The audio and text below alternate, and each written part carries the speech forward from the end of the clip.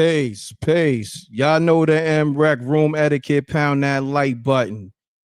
This about to go down in a whole different way. I got SJ here with me. SJ, you there? Salute and Reck. Salute Salute, Reckmobb. salute to the Reckmobb. We here. Okay. Hopefully y'all watch. It is what it is. Because as you know, I'm the only platform that you able to call up and give your assessment. And also, I get the line to the streets, the ladies, and all that. But nevertheless, of course, I'm going to cover that content. Some things Cameron talked about. I'm going to definitely play, run the lights up. We're not going to play this game, okay? And there's some other things I want to address. YouTube squatters, they added again. They tried some some bum play. It didn't work. You know what I mean? Plus, they got to always remember I'm an East New York one. All right, never been played with, never gonna be played with. All right, pause. Okay, so nevertheless, we're gonna go into this. All right, we're gonna go into the layers. We're gonna play this Cameron joint. Of course, was cursing a lot, so you gotta let me move how I gotta move like a ninja. Okay, I'm from the city. I'm from Brooklyn though. This is some Harlem Bronx thing, but we gonna get into it. Run it up, run it up. Salute to the Reckmobb. Also, we gonna let you know what I got going on. I'm gonna play this ladies' night commercial. Then I'm gonna go into this Cameron thing. Cause yeah, we got the ladies' night out January 31st, and Eventbrite tickets is in their chat room. The link for that. All right, so let's get to it, y'all. Salute to the Reckmobb. Let's go into my intro. We taking calls and all that. After I play these clips, I need y'all to run the likes up on Facebook, YouTube, and Twitch. Oh yeah, we gonna talk. Okay, we gonna talk. We gonna address everything. We gonna do it in the M.Reck fashion. All right, because leave it up to Cameron. He said, Jomo, you was a guardian angel and designer. Damn, we gonna get to that though. All right, let's go into this commercial. Salute to China Black on this. Salute to DJ Moschino, Ray Diva, Erica Nicole Clark, Gina Rose, all hitting that stage, as well as myself. I'm hosting. You may get a special performance. Let's get to it. Nevertheless, ladies' night, Baltimore, Maryland, January 31st, Friday, 8 p.m. It's going down Friday, January 31st. mrecktv presents Ladies Night Out. We need all of the... My bad, I was so hyped. I played it right before I was finished, but let's get to this ladies' night commercial. Let's get it. It's going down Friday, January 31st. mrecktv presents Ladies Night Out. We need all the ladies to pop out. It's going to be a night of fun, laughter, and entertainment. We got comedians and singers such as Erica Nicole Clark, Ray Diva, and R&B vocalist Gina Rose, and more. It's going down at the La Familia Soundstage in Baltimore, Maryland. Make sure you get your tickets now on eventbrite.com. We also got DJ Moschino killing it on the ones and twos, plus a special performance by M.Reck. Doors open at 8 p.m. Ladies' night, sponsored by Shantae Stanley at Inshore with Shantae. Peace. You heard? Yeah, let's get to the show. Okay. Ladies' night event, mrecktv presents. Okay, salute to my sponsor, Shantae Stanley at Inshore with Shantae. Follow that. Let's get to it. Oh, yeah, I'm seeing people in the chat room. See what you're talking about. You know, shouts to PJ Allen, said Cameron snapped.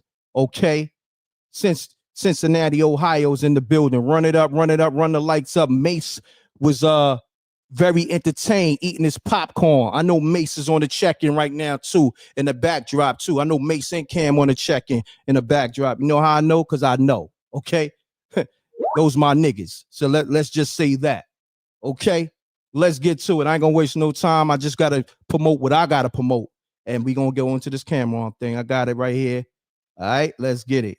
Salute to the Reckmobb.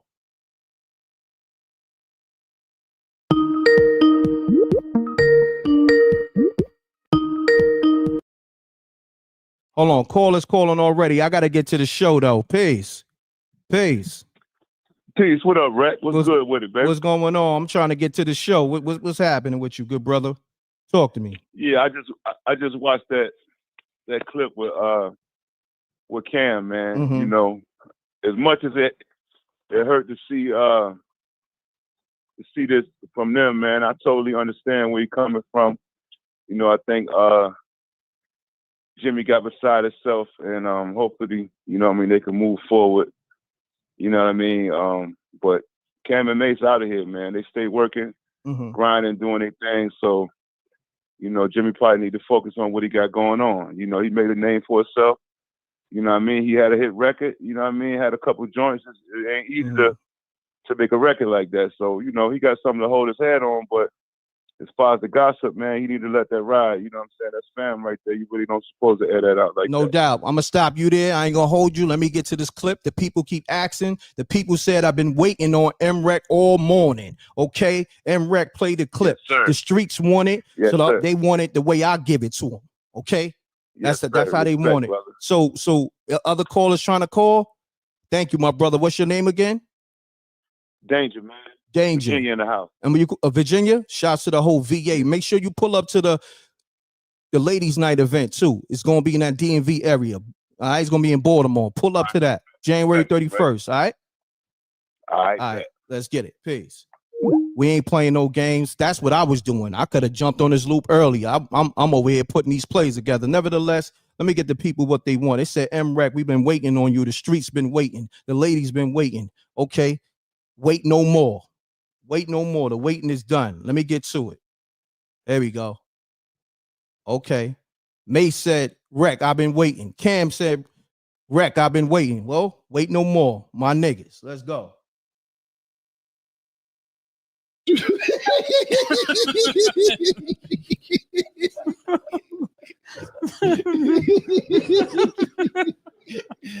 Oh, man.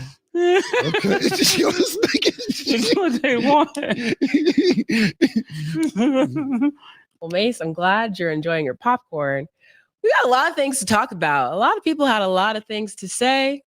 Could start football, or we could start there. Where do y'all want to start?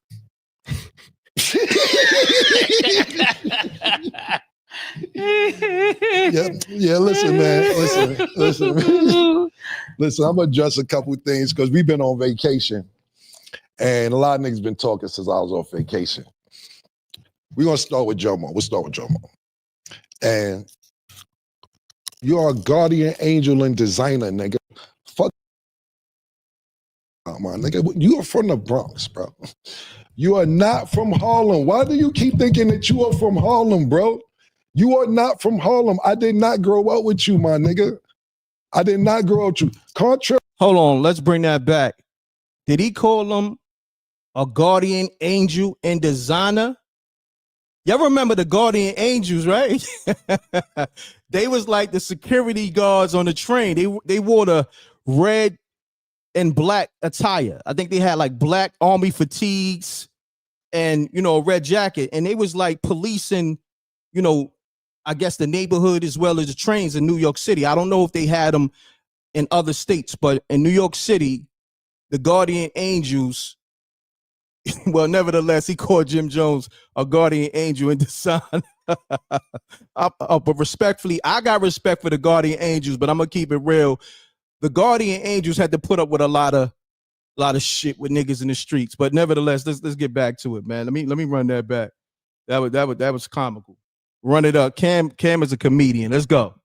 Run the likes up. We live on YouTube, Facebook, Twitch. All right, let's get it. Since I was on vacation. We're gonna start with Jomo. We'll start with Jomo.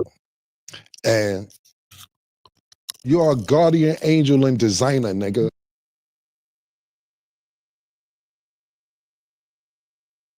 Come on, nigga. You are from the Bronx, bro. You are not from Harlem. Why do you keep thinking that you are from Harlem, bro? You are not from Harlem. I did not grow up with you, my nigga. I did not grow up with you. Contrary to what you believe, I did not grow up with you. You are from the Bronx. Did your grandmother live? Did your grandmother live in Harlem? Yes. Did you come see her? Yes. Did I see you time to time? Yes. I did not grow up with you. You talk about dick ride now. That's where this old shit, I would have left you alone. I would have left the old shit alone. But listen, dick ride, do you remember how we met, nigga? Pause. Not met, how you got cool with us? This is how this started. I want y'all to go Google Cameron 1995 freestyle. Tenants and penance with a 40 broke Johnny honey, and now I make Gotti money. Niggas wanna be. So what I'm gonna do, I'm gonna skip past the freestyles on the music. Y'all can watch the Is What It Is on your own time, but you know a lot of this stuff I gotta just go past. You digging what I'm saying? Because I don't own the music, but I, you know. All right, so I got you though. Google Children of the Corn 12-minute freestyle. Nigga like the blast mag.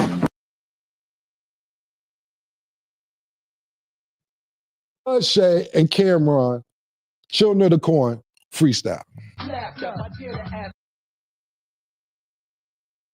Internet.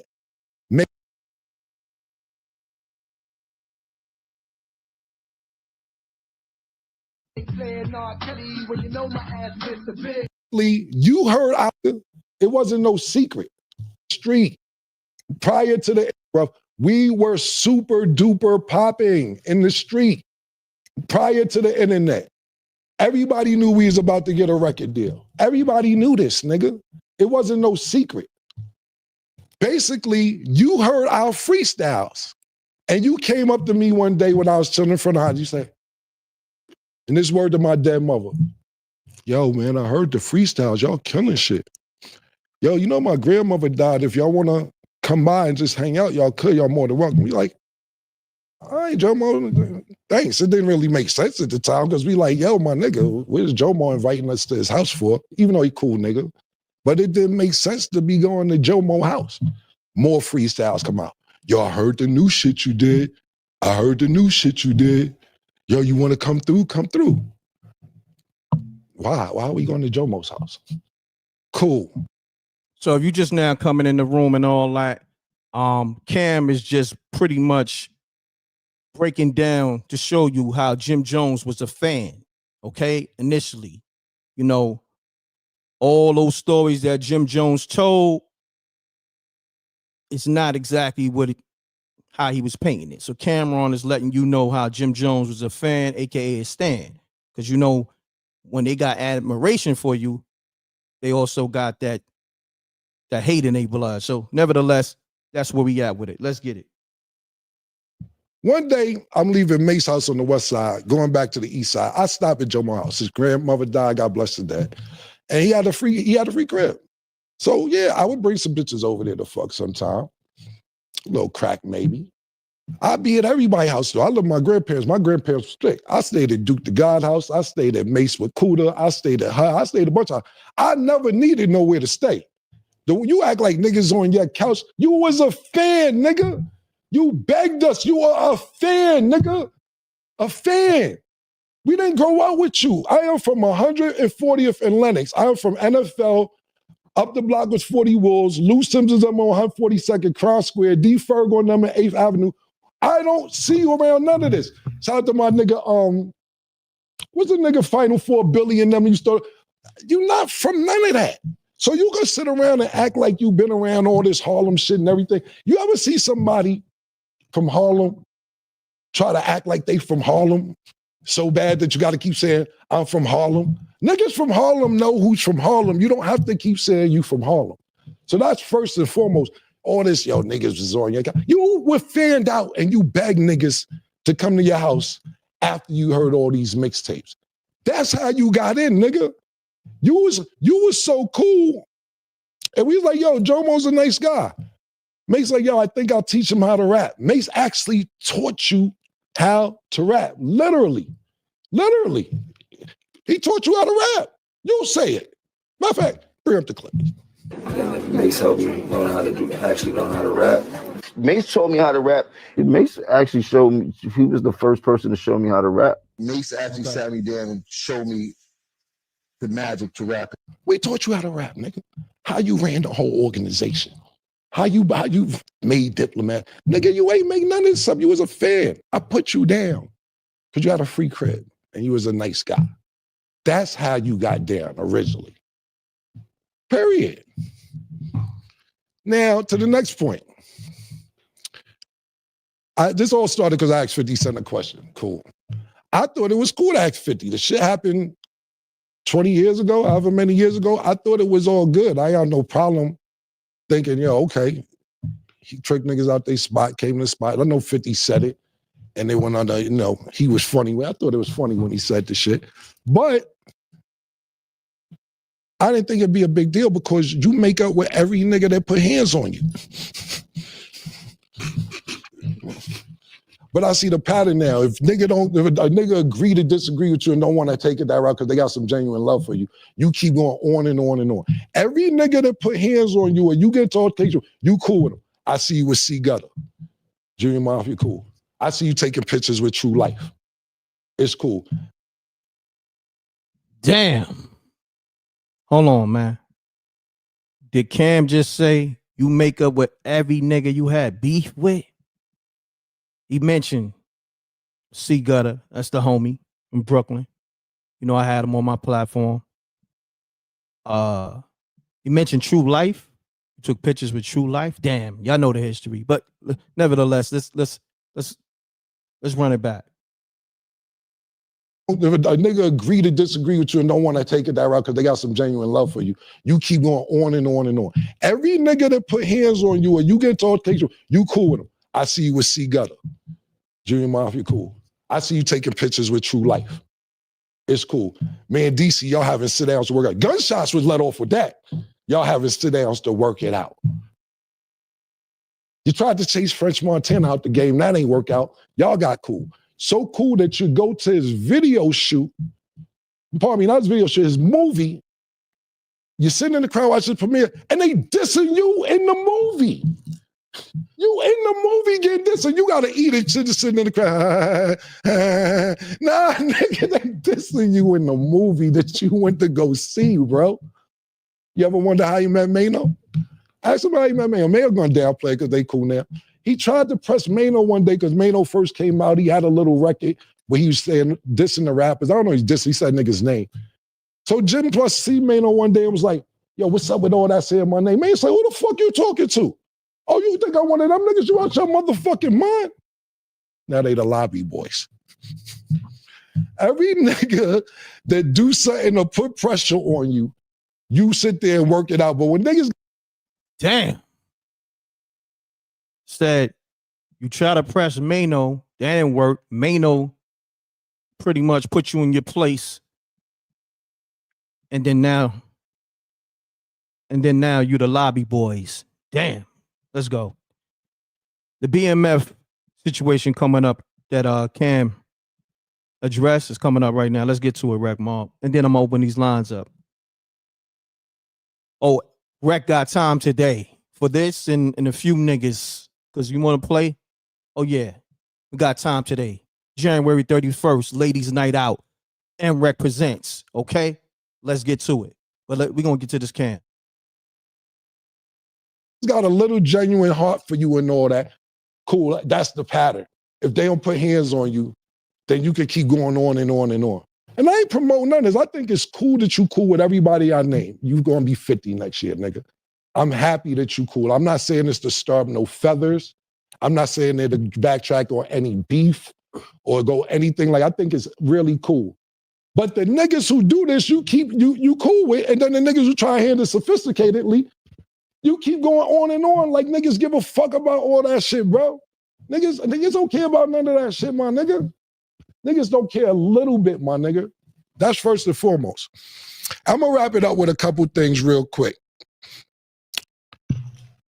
What I'll finish with is this, man. I'm never here to downplay your character. As much as you try to degrade my character for years and push me under the bus and say, I ain't start this and I ain't do that, and you started Pink and you made the Diplomats, which is just, if people choose to believe that, then look, I got a bridge in Brooklyn I can sell you to, my nigga, period. But at the end of the day, my nigga, I'm never trying to downplay your character. And I didn't know all this shit was going on because I was on vacation. I came back a few days ago and seen all this going on. And it's like, for instance, right? I see you post the shit, Cam let me get jumped in Rucker, this, that, and third by 8 niggas, this, that, and third. I'll let niggas tell that story however they want to tell it. I don't give a fuck.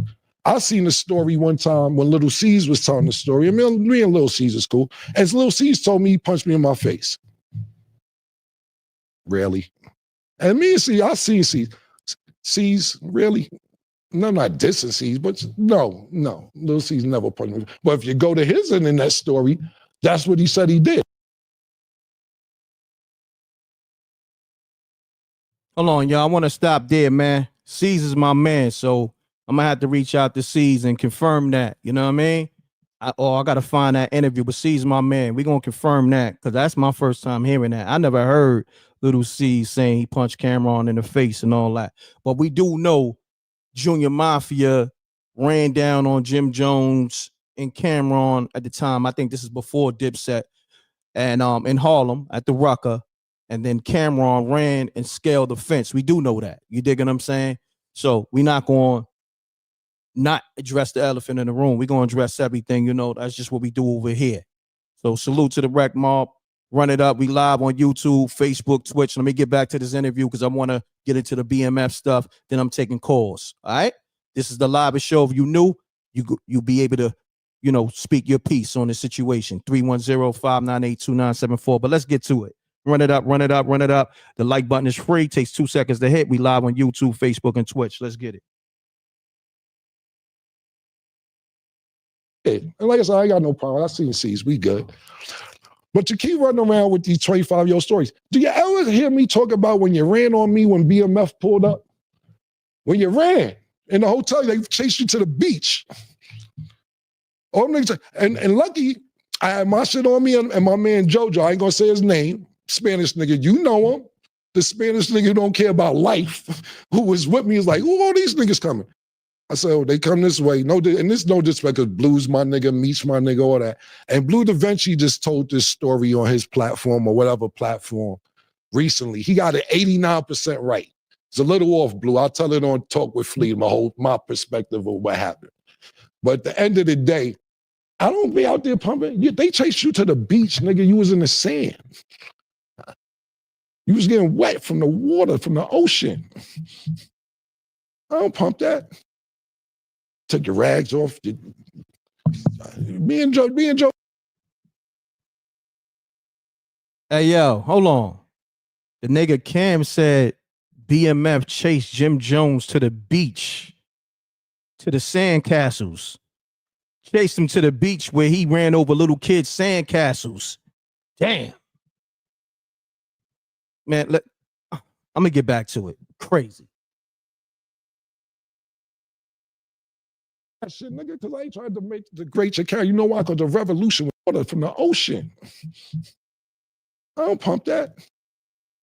Took your rags off. Me and Jojo was laughing about that 3 months, some cool shit. Cool. I don't pump all that shit, nigga, because I ain't trying to make the great Shakira. You know why? Because the revolution was televised, nigga. That's why I'm here, nigga. That's why God work like that. That's why me and Murder is here, nigga.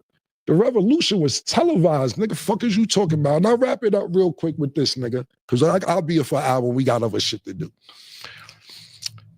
Stop tricking niggas out their freedom, bro.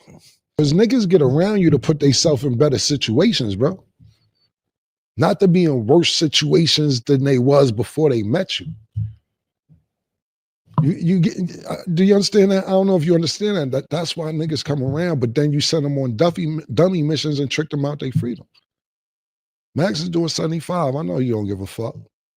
Jaja just wanted to be a rapper. Jaja got 10 years. Damn. That shit still hurt. Max B doing 75 years. Damn. I want to get into that too. You know what I mean? Running like something, I'm gonna bring it back. Max doing 75. Peace to the homie, peace to Jaja. I spoke to her. Peace to the homie Mel Murder, aka Mel Matrix. Hold your head. He'll be home. I ain't gonna put no information out there. He'll be home when he be home. You know what I mean? But trust and believe. All right, let's get to it. Is my nigga. We don't know where Jeter at. Stro is just missing. I don't know what the fuck happened to Stro. Slicey, 12 years. His godson, that was 13 years old, 8 years. Shotty, he was trying to be 12 years. And I know you love Mel, because I love Mel Matrix. That's my brother. I love him. That's your man more than my man, and that's a fact. I'm not denying it. But you said when he come home, he gonna be the triple OG. Get that man a job, my nigga. Get him a job. He's the triple OG before he went in. Make sure he getting a job, getting 6 digits a year. That's what it's really about. As much as that side, I don't know if they fuck with me or not. I ain't talking about this situation. You know what's gangster? Emery is gangster. Emery that had a Puma, creative, whatever the fuck he doing. It ain't even like jail back on his plate no time soon, and they ain't never going back. You know what's gangster? Biggs is gangster. Biggs come home for jail, still got a stake in Rockefeller, whatever him and Jay-Z worked out, that's cool. Or whatever, he got St. John as artist, he working with Drink Champs. That's gangster. Not throwing niggas back in the pot that eventually do something that could get them back in the same situation. And I'm not saying if you got something lined up for Matrix, I'm shut the fuck up. My bad. I apologize, but I don't want that for Melly because I give a fuck about Melly. Whether he care about me like he used to or not, I still my nigga. I got love for Melly. So hopefully that'll go right. But this is gonna be the last time I address this. I did this 10 years ago. A lot of people seem like this is new business. When Jim wanted to go to Rock Nation, he sat there and was crying on Funk Master Flex, saying I did this, did that. We did this whole thing 10 years ago, bro. I'm not doing this every 7, 8, 9, 10 years. Whatever you got to say after this, good luck. I wish you luck. I got other shit to do. A lot of people don't even realize the Dipset movement was from 2001 to 2006, 7. It's 2025. What are we talking about here? If it's people interested in the stories, I dig it. I understand that. Me, from 2007 to 2025, I got other shit to do. This is not on my motherfucking plate. So I wish you all the best. I don't care what niggas say after this. I'm not addressing it no more. Believe what you want to believe because I got other things to do. You feel me, Murder? I ain't want to snap on them no shit. But yeah, I'm good. Can you pass me that? Here goes some popcorn, Stat. Thanks. Definitely need it. Oh. Today. Oh yeah, we back. We back. I just wanted Cam to. How many sales calls could you book? Hold on, let me stop this. I just wanted Cam to get his point across and all that. You dig? Salute to the Reckmobb. We here, man. Let me see. I know the lines is lighting up real quick. I'm gonna speak to SJ before I get to the people on the lines. SJ, you there? What's the word? I'm right here. Okay, so I know you watched it on your own, but then we just watched it all together. I'm gonna take calls, y'all, because I know you're gonna bang the lines crazy. The number's 310-598-2974. But nevertheless, SJ, you mentioned on the phone before we went live about Jim Jones telling the story with Cameron and Mase being at his grandmother's spot and all that. Let's go into that. Mm-hmm. You mentioned to me that the stories was different, the way Jim told it and the way Cameron told it. So let's address that. Okay. Salute to the Reckmobb. So the interview that aired, Jim presented it in the light as if, you know, they were all cool and that they were all meet at his grandmother's house. And this is where everything took place, where the relationships were built. But the way Cam is telling it was like Jim gave the invitation numerous of times, like, look, you all can come to my grandmother's house. And in Cam's words, he said Jim was fanned out. But Jim made it as if this is where they were meeting at to do music or whatever, like it was a friendship. This is where it all started. He stated it started at his grandmother's home, which is okay. I'm gonna pause. Hold on, SJ. That, you know, the Reckmobb, they gonna call up. They can't wait, and we gonna do this. Yo. We gotta do this in a minute or less. The lines is on fire. We got the homie Joe. Joe, salute. Let's get to it, good brother. Yo, salute. Yo, all right, check this out. So a couple of points real quick, right? I feel like I'm a good person to talk about this because I'm from the Bronx. So I went to high school in Harlem. I was at 8th Floor Randolph, where Jukes filmed that, right? So a lot of dudes from the BX will like to claim Harlem. And that's kind of the point out here, like, you know, because Harlem is affiliated with being fly and flashy and you know, it's popping, right? And like everything that Cam said is true in terms of like, yo, I went to school with a couple of dudes from BBO, right? The kids from like Lincoln Projects and all that. So they had already Cam and Mase, like they literally like childhood friends. Because like I said, I used to see them because we used to play them because Manhattan Center was our crosstown rival. But another update, Max B is set to get home this year. They vacated his murder charge. So he got downgraded to manslaughter in 2016. Salute. Free to wave. Max as well as Hugh Surf. My brother, I appreciate you tapping in. Salute. Let's get to it, y'all. Caller, state your name, where you calling from. Make sure your audio muted. Got to make sure your audio muted. Keep it clean. Let's do this in a minute or less because the line's on fire. Hold on 1 second, though. Run the likes up, Reckmobb. We live on YouTube, Facebook, and Twitch. Yes, the streets is tapped in. Yes, the ladies is tapped in. And I got M.Reck TV presents Ladies Night, January 31st. Okay, Baltimore, Maryland. That event link is in the chat room. Pull up, okay? So, caller, let's get to it. Talk to me. Chief from New North Carolina. All right, let's get it. Talk to me. Hey, listen, man. I think what Cameron was saying was right in his Zach. You know, Jim Jones talking about he always active and he always getting chumped. You know, the late great Alpo chumped him. They don't talk about that. You know, Mendici chumped him. They don't talk about that. You know what I'm saying? You know, I'm from New Jersey. He got chumped in New Jersey, in Patterson a couple of times. You know what I'm saying? So of course you active when you got 30 people behind you. But I grew up in the era, I'm 56. I grew up in the era when you fought dolo, hands. Not running with 30 people in the pack. Nah, I got you. My brother, I appreciate you tapping in. Salute. Peace. Mute your audio. We ain't gonna do this. Hold on 1 second, call. Let me say this. Everybody that's calling, trying to call, have your audio muted. If not, I'm going to the next caller. I'm banging on you respectfully. All right. I don't want you to take it as disrespect, but y'all gotta respect the rules. So caller, state your name, where you calling from, keep it clean. Let's do this in a minute or less because the line's on fire. Let's get it. Peace to the God, Sean Prince, calling from Big Jersey. Peace, God. Peace, God. Hey, God. yo, word is bond. Yo, the last caller that just called in that said Jim got punked and Patterson, P-Town, word is bond, he dead by the pound. They had a store called Dipset downtown, word is bond. He got ran out by the pound. On my soul, he did. That's a fact. Any nigga from P-Town, from Patterson, gonna tell you that. That's a Fendi. That's a Fendi.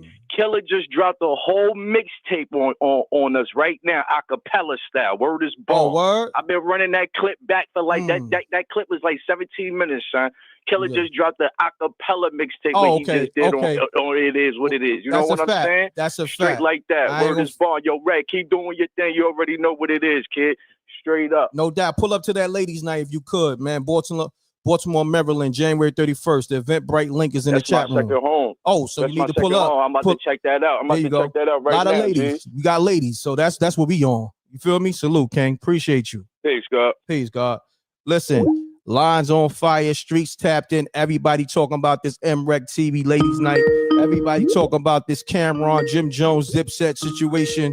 But we all talking about over here is Ladies Night. M.Reck TV presents. Hold on, caller. Mute your audio. I'm going to tell people, have your audio muted because, okay, so state your name, where you calling from. Keep it clean. Let's do this in a minute or less. Let's get it. Yo, peace, God, peace. M.Reck, I'll be calling your joint. I must have called like twice already, King. Oh, okay. Yo, I love your show. Great God. Everybody listening, we tuning in. But yo, on another note, we love Cam, we love Jim. Yo, but there's a bigger attack on us, great kings. All of us.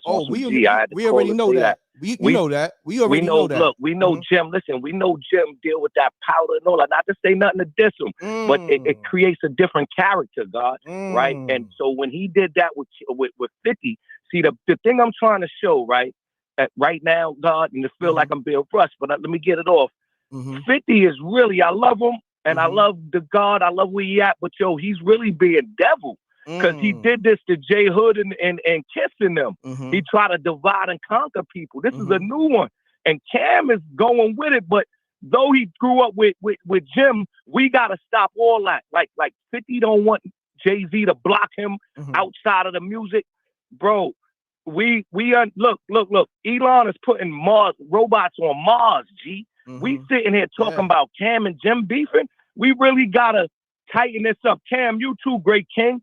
Like, yo, we gotta listen. Hillary and them never gonna talk bad about each other, ever.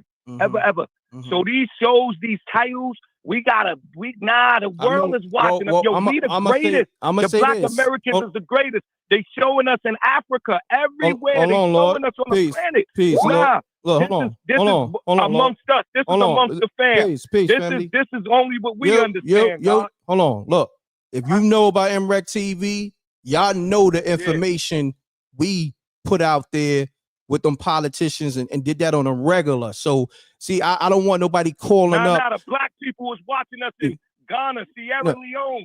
They watching us all over. They watching you, God. No, look, hold on. Don't cut me off. Hold on. It's bigger than like rappers, G. Like you. No, hear me out. Hold on, King. Hold on, King. It gotta unify. Hold on, King. Cameroon. It gotta unify. King. All right, you got. All right. When I'm trying to build, I can't have nobody talking over me, man, because I hear you. But if you know my platform and the work we put in, you know we address all the shit that niggas just now getting on. Okay, with the government, Elon Musk, we been addressing all that, me and the earth and all that. So I don't like when niggas come on a platform and say that for the new people on the platform, because they may get it effed up. You know what I'm saying? So I don't like nobody talking over me either, though. That's another thing too. But let's get it though. Salute to Jenny B. Peace, Jenny B. What's the word? Sorry about that. What up? No problem, M.Reck. First of all, I want to say thanks for sharing your queen with us the other day. That was spectacular. Oh, no Hearing problem. y'all belly laugh was amazing. Thank you. She gonna be on the platform more often. You know what I mean? She just did the commercial also for the ladies' night. I played before the me covering the camera. I'm gonna play the commercial again, the ladies' night commercial. But anyhow, we want to get Janie B assessment on this because the lines is on fire. So let's get it, Janie B. The way Cameron handled that, it was perfect. First of all, they got too much money to be dealing with this person that's trying to do a come up on them. And they got a podcast. He asking 50 questions that really the public wanted to know about, but he wanted to know about himself. So how was that being messy on 50's part? He didn't bring the question up. He answered the question. No doubt. And as far as what you do on this show, nobody does this like you do, M.Reck. Nobody. Thank you. But Jim Jones is a hater, and I thought about this long and hard. What he's jealous of is what we happy about. The situation with him and Mase and how they laugh and bounce off each other and answer each other questions and can look at each other and just bust out laughing. We never saw Cam happy when he was with this toxic person. That's a fact. Janie B, great assessment. I appreciate you. You can tap back in later, but I'm gonna get to all these other callers too. Thank you so much. Cool. All right. Thank you. Let's get it. This is the livest show. Peace. What's going on, homie? State your name, where you calling from. I'm from New York. I'm from the Bronx. I tapped in. I respect what you're doing. Like the show. I just wanted to ask, Jim Jones was influential with a lot of these dudes' protection, a lot of the notoriety and all of the street notoriety for the Dipset and everything. Correct. I just feel like a lot of these guys be friends at one point, and then everybody breaks apart. 50 Cent, just like that other brother said, he like Yakub, the big head scientist. You know what I'm saying? For real, man. I just feel like, sometimes we gotta look at things differently with that whole divide and conquer, and it's just us tearing each other down, us using each other, and that's just my piece on that, man. No doubt. Peace, good brother. Peace. Yo, M.Reck. What's happening, Dion? Hold on 1 second. Hold on, because I want to make sure the people doing the right thing, man. We got over 2,600 people coming out the room. How many likes we got? If we ain't got 2,600 likes, something is wrong. We need those likes to match the people in the room. We live on YouTube, Facebook, and Twitch. The like button is free. Takes 2 seconds. Run it up. And if you're new to the channel, make sure you hit subscribe and hit that bell. Okay, this is the livest channel over here. We well balanced. Okay, we don't just cover, our so-called peoples going at each other. Nah, stop that narrative over here. Don't anybody call with that narrative. I'm banging the phone on you respectfully. Because if you know about my platform, you already know how much I sacrifice for your people, for my people. All right. So let's stop that narrative. All right. Go on those other platforms that ain't never put it on the line. Don't do that to me. All right. Let's get it. Caller. M.Reck TV, what's happening, bro? Salute, King. Hey, man, I like to say, I think Jimmy, he giving me Diddy vibes. He's claiming Harlem like he from Harlem. Like he done got exposed by Cam. He from the Bronx, and Gene done exposed Diddy from Mount Vernon. What's up with these cats claiming Harlem? And I just saw a music video with Cam, with Jimmy Jones and Diddy. What you been drinking on? What they been drinking on, Doc?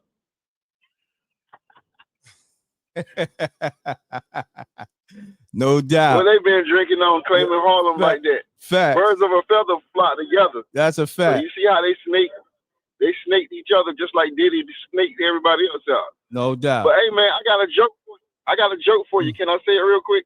All right, real quick. The line's on fire. Okay, the joke simply goes like this. Can you name how it goes? 1, 2. It said, what is an animal that lay eggs but not a bird? A lay eggs, that's not a bird. What, a lizard? Reptile? Okay, snake, you got reptiles, you got fish, a snake, and you got men. There you go. A snake. That's what you get. Okay, well, you partially right. Okay. The answer is reptiles, fish, and men, because Diddy had men doing the boiled egg test. Damn, spooky, my brother. I appreciate you. All right, let's get it. Hold on, caller. I got a message. Okay, hold on, mute your audio, caller. Hold on, just hold on for 1 second. I got a message. Like I told you, listen, man. I'm gonna say this because I don't want to give my sources away, but I got a message, right? And I'm gonna say this respectfully. You know what I mean? Without giving my sources away. Okay. Somebody close to that situation over there, you know what I mean, is what it is, and just somebody close in that situation, right? Hit me and just said, yo, somebody said Cam is a different person because Mase is a different person. And Cam is a different Rich because of Mase. But see, this person that's hitting me, they real close to the situation, you know what I mean? And that's a fact, because I'm going to say this for me, you know what I mean? Me, Mase is my brother. So the fact that him and Cam is rocking is a beautiful thing, because we had these conversations, like on some real shit, being that they rocking, I could say certain things now. Me and Mase kicked in, and this is like maybe a year or two ago, you know what I mean? Right, before they got cool. And Mase asked me, he was gonna make his decision anyway. Yo, Reck, what you think about, me and Killer getting back together? I said, I think it'd be great for hip hop. I think it'd be a great look. You know what I mean? I'm not gonna go into it too deep, but me and Mase always have deep conversations. In that conversation, I never really put it out there, but being that is what it is, it's rocking. Cam and Mase is rocking. It's certain things I could talk about like that, but a lot of stuff I won't talk about. You know what I mean? And that's why me and Mase rock the way we rock, because it's certain things that I could have put out there. You know what I mean? If I was just on some journalist shit, you know what I mean? We linked on some, real niggas from New York type of time. I'm from Brooklyn, he from Harlem. And we rocked on that type of shit. You feel me? I'm talking about to the point where Mase invite me to the studio in ATL. You know what I mean? He got female artists coming through. bad joints too. You know what I mean? Now he sleep. Look, he sleep. And me, I'm like, oh, okay, I guess this is a test. So while Mase is asleep, I guess Shorty's supposed to come through, late Volks or whatever she's supposed to do. I play my part, you know what I mean? And, you know, let her sit in the room, holler at the engineer, yo, Mase sleep, yo, Shorty need to record, shit like that. You know what I'm saying? Didn't try to holler at no chick, didn't try to do no funny business, no side business. Yeah, ma, take my number, none of that. So I was just showing you grown man could do real grown men business and trust each other and not look at a nigga with the side eye while he sleep or when a nigga not there. Because it was like, oh, let me see what type of nigga Reck is. Let me see if he gonna try to shoot his shot, because I don't know his situation, whatever. But that wasn't my situation. So when I'm saying this to you, and plus, you know, I got my lady. So I want you to understand, when fucking with homies like Mase, you will be tested, because he had a lot of niggas in that position where it's like, I'm gonna bring you around certain things, but I'm gonna see how you move. So, and it wasn't like, oh, I'm gonna test you. It was just more or less, I'm gonna put you in a situation and see how you move. You dig what I'm saying? But and every time that I was put in a situation without me knowing, I passed with flying colors, because that's just who I am. You know what I mean? But that's a whole nother thing. You dig? We can go deep, but let's get back to the calls. I just wanted to let y'all know, man, I forgot I had a call on the line on hold, but I wanted to just put that information out there like that, because, you know, people be like, everybody tapped in, Reck, the streets, the industry, niggas, you know, that's close to the situation. So they like, yo, Reck, man, listen, put the real out. You know what I mean? So I'm just putting the real out. There's a lot of other stuff. All right, I'm gonna say this. Being around Mase, right? Can you hear me? Being around Mase, even the first couple of weeks, it was niggas calling me to give him $250,000 deals. You know what I'm saying? Like on some books. Like, yo, Reck, I know you close to Mase. Nobody can get the Mase right now. This is before Mase and Cam got back, you know, together. So, and then Mase, you know, he like a ninja. He like me. He don't fuck with nobody. So during this time, niggas seeing, you know, my posts on YouTube, you know, Mase giving me drops. We in Quad Studios. We moving around. So everybody like, yo, the only nigga in the city that Mase is fucking with is M.Reck. And niggas like, damn, they couldn't put it together. Like, Mase and M.Reck, how that happen?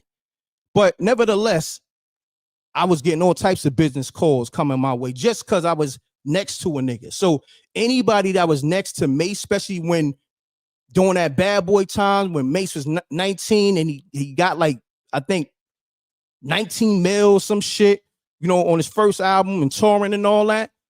You being around Mase, that was a privilege. That was a blessing. You know what I mean? But a lot of niggas, I guess, you know, they ego kind of like, you know, they let their pride get in the way. Because that's me. Like, anytime I'm next to a nigga that's lit, I'm lit by myself. I'm M.Reck. But if a nigga more litter than me, I'm gonna respect it and not hate on it. You know what I mean? And I, you know, my thing is this. Homie always been nice to me on the bars. Homie always been that nigga that was the most hated. And I couldn't understand that. But now I get it. You know, during the time when I was a kid, I'm like, damn, why these niggas hating? Why these other rap niggas is hating? I'm like, oh, all right, he nice, got the chicks on him. Then I look at my situation. I'm dumb nice with the boss, got the chicks on me. Oh, okay, that's how we relate. Oh, I get it. Now let's get back to what we get to. Peace. Yo. Yeah, we live, my brother. I'm sorry. I just had to speak to the people real quick. You know what I mean? Nah, no doubt. You had to get that off. I feel you, man. You know what I mean? So talk to me. Yeah. I just wanted to say, you know, I'm not trying to shit on Jimmy or anything, but it's just that his response, you know, with the whole get off my D, why they got, you know, my name in their mouth. I think that was a young boy response. And I think he responded that way because deep down inside, he know that he did some foul shit by fucking with 50 at that point in time. He's Like, on you a know what I cursing. mean? He's on a cursing, good brother. Oh, my bad. Mhm. You know, I just think that it was a deflection, you know what I mean? Instead of owning up to it and be like, yo, yeah, you know, I did do some, you know, shady stuff or whatever however he wanted to word it, he could have worded that way instead of saying, yo, get my, you know, D out there. I think that was a violation, but he only violated because it was his pride and a mirror was put up to him. He had to look himself in the mirror with that one. Like, you betrayed your boy and this is how you respond, you know what I mean? But you know, he's a little boy in a grown man body, man. Real talk. No doubt. I appreciate you, my brother. Salute. No doubt, man. Stay up. Stay up. Nah, salute, man. This is my thing, right? I tell people, you know, I'm really in this shit. It's a difference. You got niggas who they not really in it. You know what I mean? So they going, you know, they going to address it from opinion based. But, you know, when you really in it, you can address it from a realistic aspect that others can't. So that's the difference between me and other YouTubers and content creators and all that. Like, you know, Mase is really my nigga. You know what I'm saying? When I first met Cam, hold on, caller. When I first met Cam, right? This how ill it was. I met Cam in the Bronx. You know what I mean? And this is during the time Gutter Music is my label, right? But I was putting out mixtapes. So I'm going to the Africans to pick up, you know, my CDs. You know what I mean? Like, they was doing my duplication in the BX, right? I think Cam was taking his man to his PO. Because now I remember everything. Gene used to work in that same area. You know what I mean? It's over there underneath the Brutner and all that, the Brutner Expressway. So mind you, Cam is in the pink range, right? So I got the box of CDs in my hand. Right? I'm giving you a story. This is stories that niggas ain't got. Now, let me show you how real Cam is. I see the pink truck, Cam on the phone. You know what I mean? Nigga trucked out with jury. You know what I mean? Heavy out there. This is like maybe like 12 p.m. in the BX. No bodyguards. It's just him in the pink range. He dropped this man off. And Cam probably listening. Cam, you know, can attest to this or attest to this. So I go, yo, Cam, what up? He go, what up? He like, yo, homie, get in the truck. I'm like, I look. I said, you sure? He said, get in the truck. Now, me, I'm being from Brooklyn. Then I'm thinking, I'm like, damn, this nigga don't know me from a hole in the wall.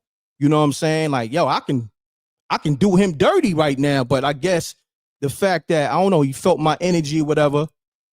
I get in the truck, we kicking it. And he like, yo, homie, what you doing? I said, yo, I came to pick up some CDs. You know what I mean? He said, what, you a DJ? I said, nah. I got DJs under my brand, Gutter Music. So I said, yo, now I'm an artist. So he like, yo, you an artist putting out DJs? I never heard of that. That's like the other way around. I said, yeah, that's my twist. I'm always coming in the game left field. He like, yo, that's ill. So make a long story short, me and Cam kicked it, and to the point, he gave me his math, but also gave me a drop. I will never forget that. This is like maybe early 2000, maybe 2003, 2004, whatever. And I was like, damn, that was ill. You know what I'm saying? Nigga on fire. You know what I mean? Had the streets on fire. Nigga is who he is. Nigga embraced me, you know, with a whole bunch of love. So, you know, it's always been love between Mase and Cam and myself, because them niggas reached out or embraced me in such a way like they knew me for years. So salute to them. You know what I mean? And the Jim Jones situation, I could talk about it. I'll talk about it later on, but I just wanted to address that so y'all can understand when I speak, I'm speaking from a different aspect than other niggas, you know, either covering content or just having an opinion. I'm speaking from my personal experience that other people don't have. So salute to them for keeping it G'd up with me and keeping it G'd up with niggas that they put a plate on the table for. But caller, state your name, where you calling from. Let's get it. Brother M.Reck, what's going on? Now everything good brother. Salute. Hey, I want to give you your flowers. Have been a conduit for change in the culture. I always watch your stuff. I'm in the industry. I'm not gonna share exactly who I am, but I want to say this, man. I know Mase personally. We did some business. I'm originally from Chicago, and that's one of my good friends. We don't currently speak, but that's a big homie. I do not know Cameron. I do not know Jim Jones. So I want to preface that before I make my statement. Got you. In Chicago, we grew up idolizing Cam, idolizing Jim. You just saw Derrick Rose just say in his interview, man, I did he had the weekend, this last weekend when they were just honoring him. He had a game at his high school, Simeon High School here in Chicago. And Derrick Rose was like, yo, they asked why you do this game, man, because Cam, he did that, and we remember that as kids. You know what I'm saying? That movement meant so much to so many people in this hip-hop thing. To see what we just saw today is truly tragic, bro. It really is. It comes down to this. this. I'm gonna say this. Think about this, right? Cameron showed you. I spoke on this a few shows ago, and just in general over the years. Cameron showed you that Jim Jones is really a fan, right? Now we could just take the fan word out of it and just say Jim Jones is somebody that had a lot of admiration for Cameron, right? But now you go from being a fan and somebody allowing you to be, around them, right? And then, you form Dipset later, whatever, right? I'm skipping past, a lot of parts. Yeah, we just going through it, yeah. But I have a totally different perspective, big bro. Now look. You go from being a fan to now you a nigga that's mad at a nigga. Like, you should never be mad at a nigga that you couldn't get around at one time. You was in all of. You understand what I'm saying? Like, see, my thing is this. Now, not to say Cam is not wrong. You know what I'm saying? Not to say Jim not wrong. But I feel like when niggas show you they jealous, or niggas, they go from having mad love for you, but then like this shit start looking like some real envious shit, like a nigga might kill you. You got to stay away from a nigga. You understand what I'm saying? Can I build with you, brother? Because I didn't want to cut you off because it's your platform, and I respect. I have a totally different perspective. And like I said, you're a native New Yorker. You know a lot of these dudes personally. Yeah. So I give you that deference, bro. Outside looking in, I know that's a limited view. The perception to the general public is crazy because Jim Jones is Dipset. That's Dipset. I mean, you got to understand. Nobody's taking that away, bro. Hold on one second. I'm going to say this. Hold on. I'm going to say this to the people. Pound the like button. This is the livest show where we give the callers a voice, and all the industry niggas is on the check-in. Trust me, the streets is on the check-in. The ladies is on the check-in. And we got Ladies Night, January 31st, Friday. Let me put this on the screen, too, because I got to do my work. You know what I mean? Ladies Night, January 31st, Baltimore, Maryland. M.Reck TV presents. All right? Okay? We got comedy. We got entertainment. We're going to have a lot of fun. DJ Moschino and the ones and twos. The Eventbrite link is in the chat room. Okay? SJ is going to put that in there. If you ain't got it, make sure you get your tickets now. Caller, you got the floor. Let's get to it. And I got to get to the other callers. So have you up? Yeah, real quick. After this, I'm going to wrap up. This is just my perspective. Let's get it. I see a lot of people saying Jim did this, Jim did that. Cam did this, Cam did that. In the black community, I learned a lot of this from even M.Reck's page and channel. And again, salute, brother. Salute. We always look at the situation instead of the entirety of the matter. And I think that, for us to just convict Jim Jones saying Hayden is like is a gross disservice to the whole thing. Like, they both feel slighted. Them dudes, you could tell they really love each other. And my opinion on this, and I promise I'm gonna shut up. Mase is a goofy, bro, and I'm gonna tell you why. He could have did a lot in this moment to unite them brothers because they all looked up to him, and kind of to see the disposition. I'm gonna text them too. I'm pretty sure everybody hitting them up, but that was kind of weird because these was two dudes that looked up to you when you was the guy, and all this is really about the moving past you. Like even with like people look at the get off my, and all that Jim said. Look past that and see what the brother was saying. He felt like he was Bro Soldier, Cam Soldier. He felt like this was a person he really believed in. And you can even see, like right now, he was saying, man, I'm going to be honest with you. I hear you, but that was your position from the gate, nigga. Like, you being a soldier, you came in as a soldier, because that's what soldiers do. Like, yo, Reck, if you ever need my studio, yo, you got it. I know you don't need it. You understand what I'm saying? So when a nigga, see that's hold on.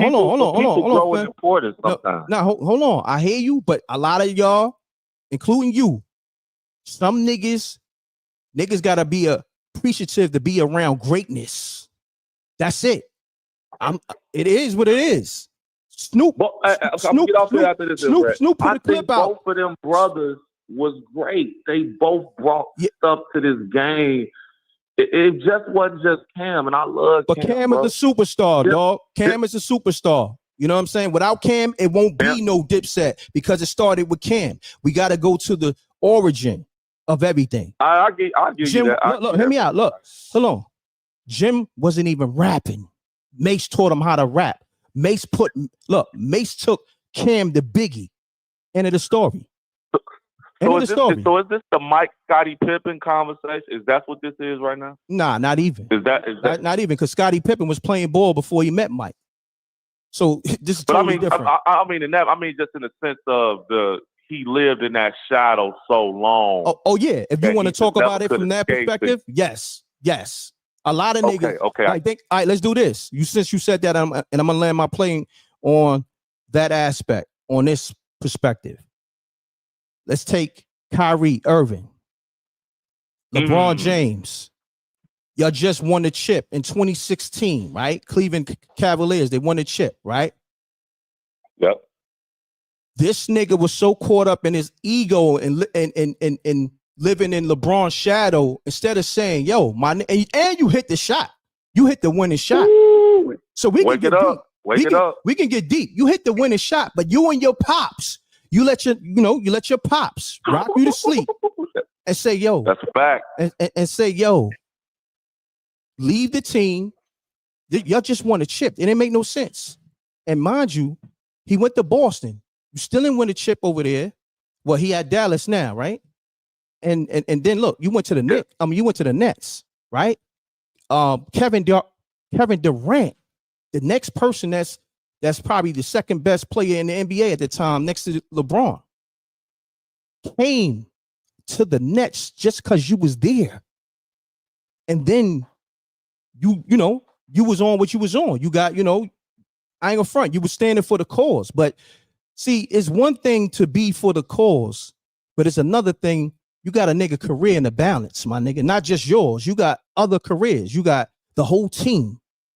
So Kyrie, talented as he is, incredible player, but his ego and look, how many years we talking? 2016. We about to be almost 10 years in. We 9 years in. He still ain't win another chip because of his ego. But we talk about it. Peace. Mute your audio, caller. Mute your audio, please. All right, next caller. Yeah, I don't know what happened to the other caller, but I was letting y'all know I seen niggas destroy empires because of their egos. Peace. Mute your audio. Yeah. Gotta mute your audio, caller, please. Your TV or your laptop. Can you hear me? Yeah, I can hear you. You gotta mute your audio, good brother, please. You can hear yourself on the playback. All right. You're not listening. All right. I'm going to say this again. When you call the show, have your audio muted, meaning your TV, your laptop, or your computer. All right. Peace. Mute your, oh, fam, you gotta mute your audio. I got you. Salute to Salute. everybody in the chat. M.Reck, Salute. man, I'm one of your biggest fans, man. Salute to you, big dog. I just want to Salute. chime in on Salute. this conversation, big Let's dog. get it, good brother. You got a minute and keep it clean, good brother. The line's on fire. But hold on, before you go, I need everybody pound that like button on YouTube, pound that like button on Facebook, pound that like button on Twitch. This is the livest show, okay? Make sure you hit subscribe, hit the bell. Be disrespectful to that like button, man. You heard? For real, for real. Let's get it. You got the floor, good brother. Let's get it. All right, man. Check this out. This is what I think, man.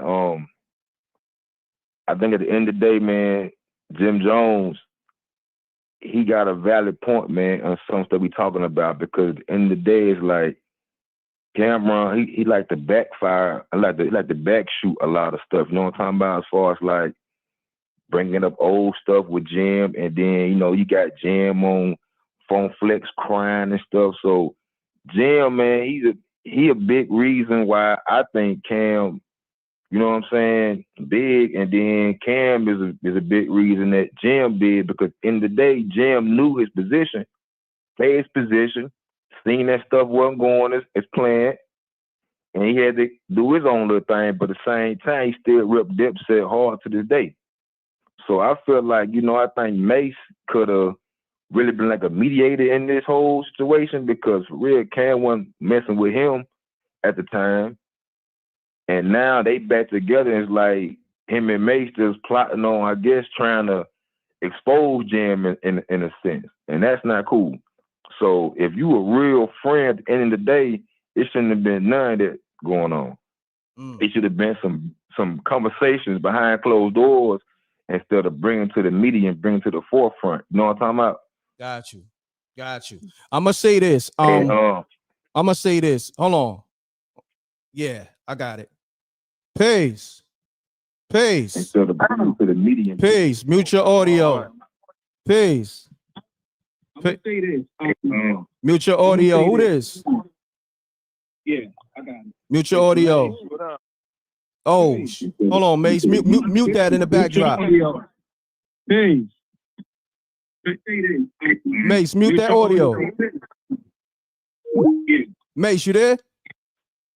Yo, what's good? What's going on, Mase? Salute. Hold on, y'all. I need everybody to fall back on the calls. Everybody fall back on the calls. What you got to say to the people? I wanted to just call up and say, you know, I really appreciate your show and all that you do. And just real quickly, I wanted to put this out there because I think the real issue is that everybody just jumps the gun. You know what I'm saying? People talk without having the information correctly. Correct. Me being the person that I am, let me see what I can say. I can say that, you know, none of this would have happened if they would have just spoke. You know what I'm saying? My reason for eating popcorn is because if I try to get y'all together and y'all don't want to talk to each other, there's nothing for me to say.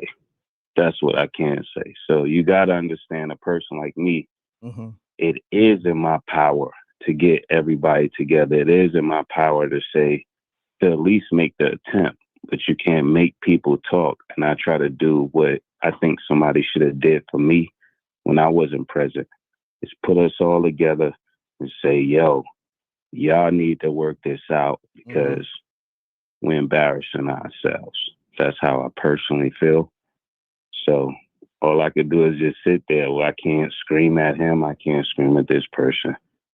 My focus is always to put Cam in a better place. And if Jim wanted to be a part of it, Jim could have been a part of it, but it got to be a little different. You know what I'm saying? That's all it is. You know, at the end of the day, Cam is my brother, and I want the best for Jim and Cam. You know what I'm saying? It don't look good, and it ain't right. You know what I'm saying? No doubt. And I wish somebody would have did this for me 30 years ago. That's what I really wish. I wish somebody would have did this to me instead of doing what I hear people doing on here. Just saying, oh, Mase could have did it. You don't know if Mase did that. You know what I'm saying? You're just saying what you believe. But now you know for sure. Mase did try to reach out and put everybody together, but it's hard to put people together when I'm still getting attacked, and I'm trying to put y'all together because I know the bigger picture. But that's it, you know. Yeah. All love. You know, Well, with I me, gotta ask and you that's one why. question, bro.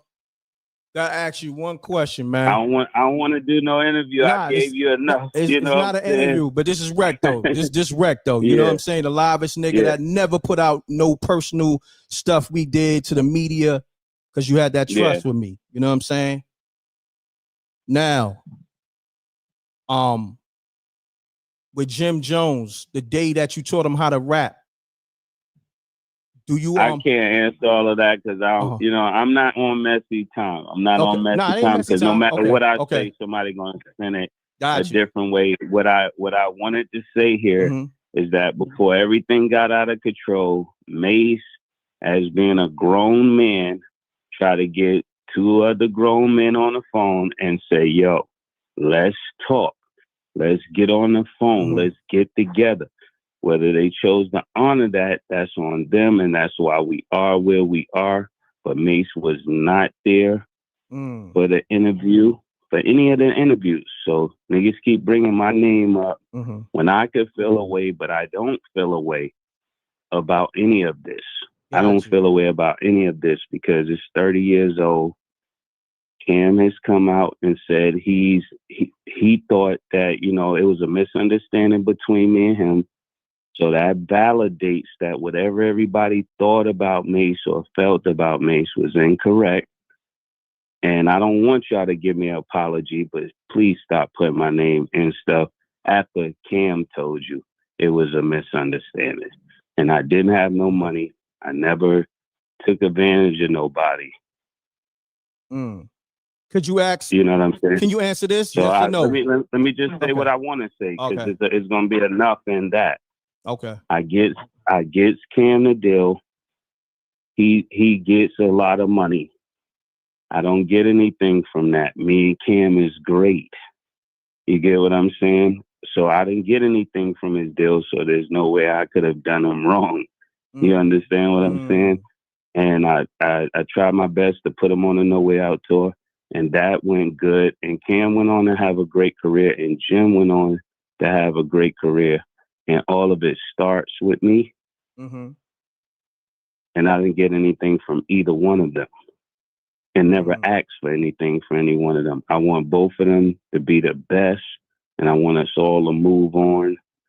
And that's why I wasn't a part of whatever interviews that went forth, because I don't do that. I do sports and I do music.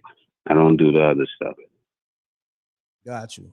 So I gotta go. All love, my nigga. It's all love, my nigga. We build.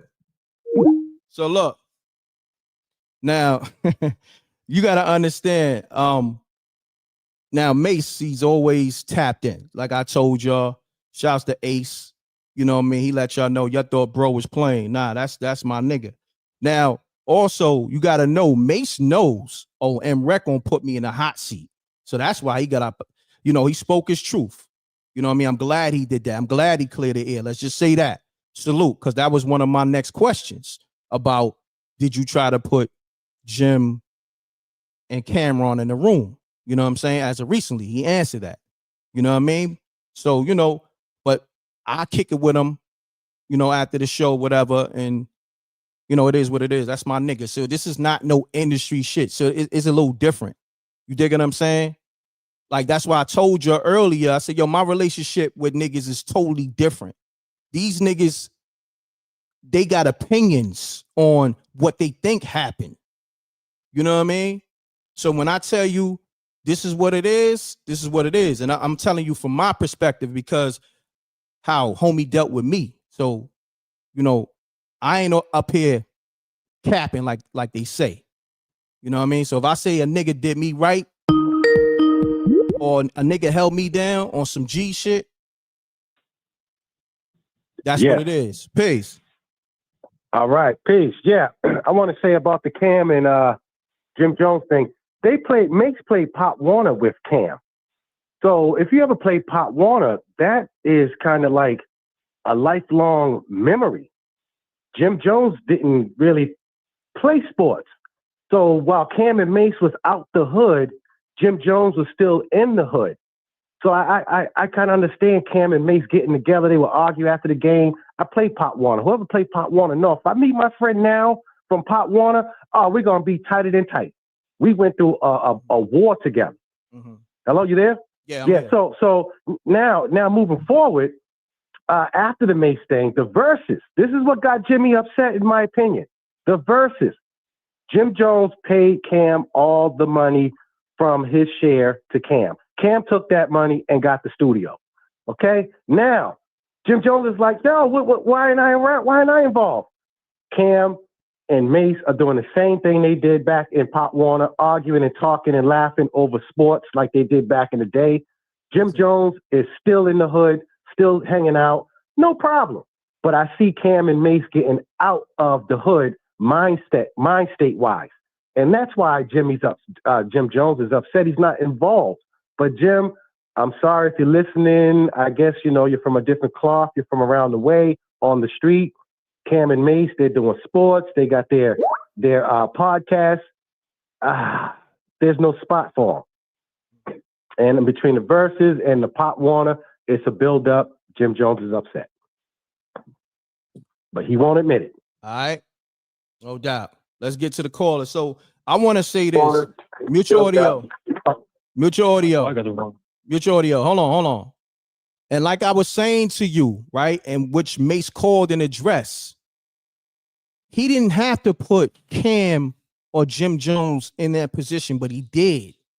But what happens, because I've been in that position many times, you put people in this space, whether it's the industry or you just put people on, the same people you looking out for, the same people you wind up having differences with. Like, that shit is crazy. It's niggas I threw alley-oops that they was never going to get a certain look. So I can relate to that. So him saying what he just said, so y'all can have a better understanding, which I was pointing out right before he called with another caller, that's where it stems from. The origin is, yo, I'm on. Let me help Cam get on. And during this time, right, he didn't go into detail, but if you know the story, you know the story. He went to Biggie house or one of Biggie cribs, took Cam to the crib while Biggie was doing his 1-2. You know what I'm saying? In a menage a trois with two chicks, right? So he like, yo, Big, my man Cam is nice. So Big on some, yo, my nigga, this can't wait. You know what I'm saying? You see me, I'm doing my thing. He's like, nah, Big, you gotta hear this nigga Cameron. So make a long story short, Cam spit for Big. I don't know if it was right there while Big was in the bed with the chicks. So I don't know if Big came out the room and they went, to the basement or outside to the truck. I don't know exactly, but that's some real shit. For a nigga to go out his way, he's Mase now. This is Big. And this nigga Big doing his 1-2 now. You dig what I'm saying? That's some private shit where a nigga smashing two chicks, doing whatever. And a nigga coming through so another nigga can rap for Big. It don't get no liver than that. I don't care what nobody's saying. Nigga ain't got to do that. Mind you, if he didn't do that at that time, who knows where Cam career would be? Not to say he wouldn't be on. Cam might have went on to play basketball or something. Or he might have been, who knows, the biggest hustler that got into real estate. Who knows? But I hate when people downplay niggas putting them on. You know what I'm saying? Like, to me, that shit is the illest shit. When a nigga help you eat and feed your family, it don't get no liver than that. You should never speak bad on a nigga that did that. I'm telling you, not from a Mase perspective, Cam, Jim Jones perspective. I'm talking about from my perspective. How many niggas I threw alley-oops to and fed my nigga? I don't gotta do that shit. I got kids, first and foremost. I got kids I gotta feed. So think about that. Mase got kids. During the time he didn't have kids. But what I'm saying is, when a nigga throwing you an alley-oop, essentially that plate could be for his kids. And he giving it to you so you can eat. Be grateful, niggas. That's where we got to start at. All this Jim Jones came, he brought notoriety to the streets and all that. Man, that shit all well and good. But without a superstar, you can't bring nothing to the table. You still need the talent. Mase was a superstar. Cam was a superstar. Okay, that's where we start at. Everything else, we could talk about, yeah, but let's go to the genesis. Let's get biblical. So I'm gonna let this caller speak. Peace.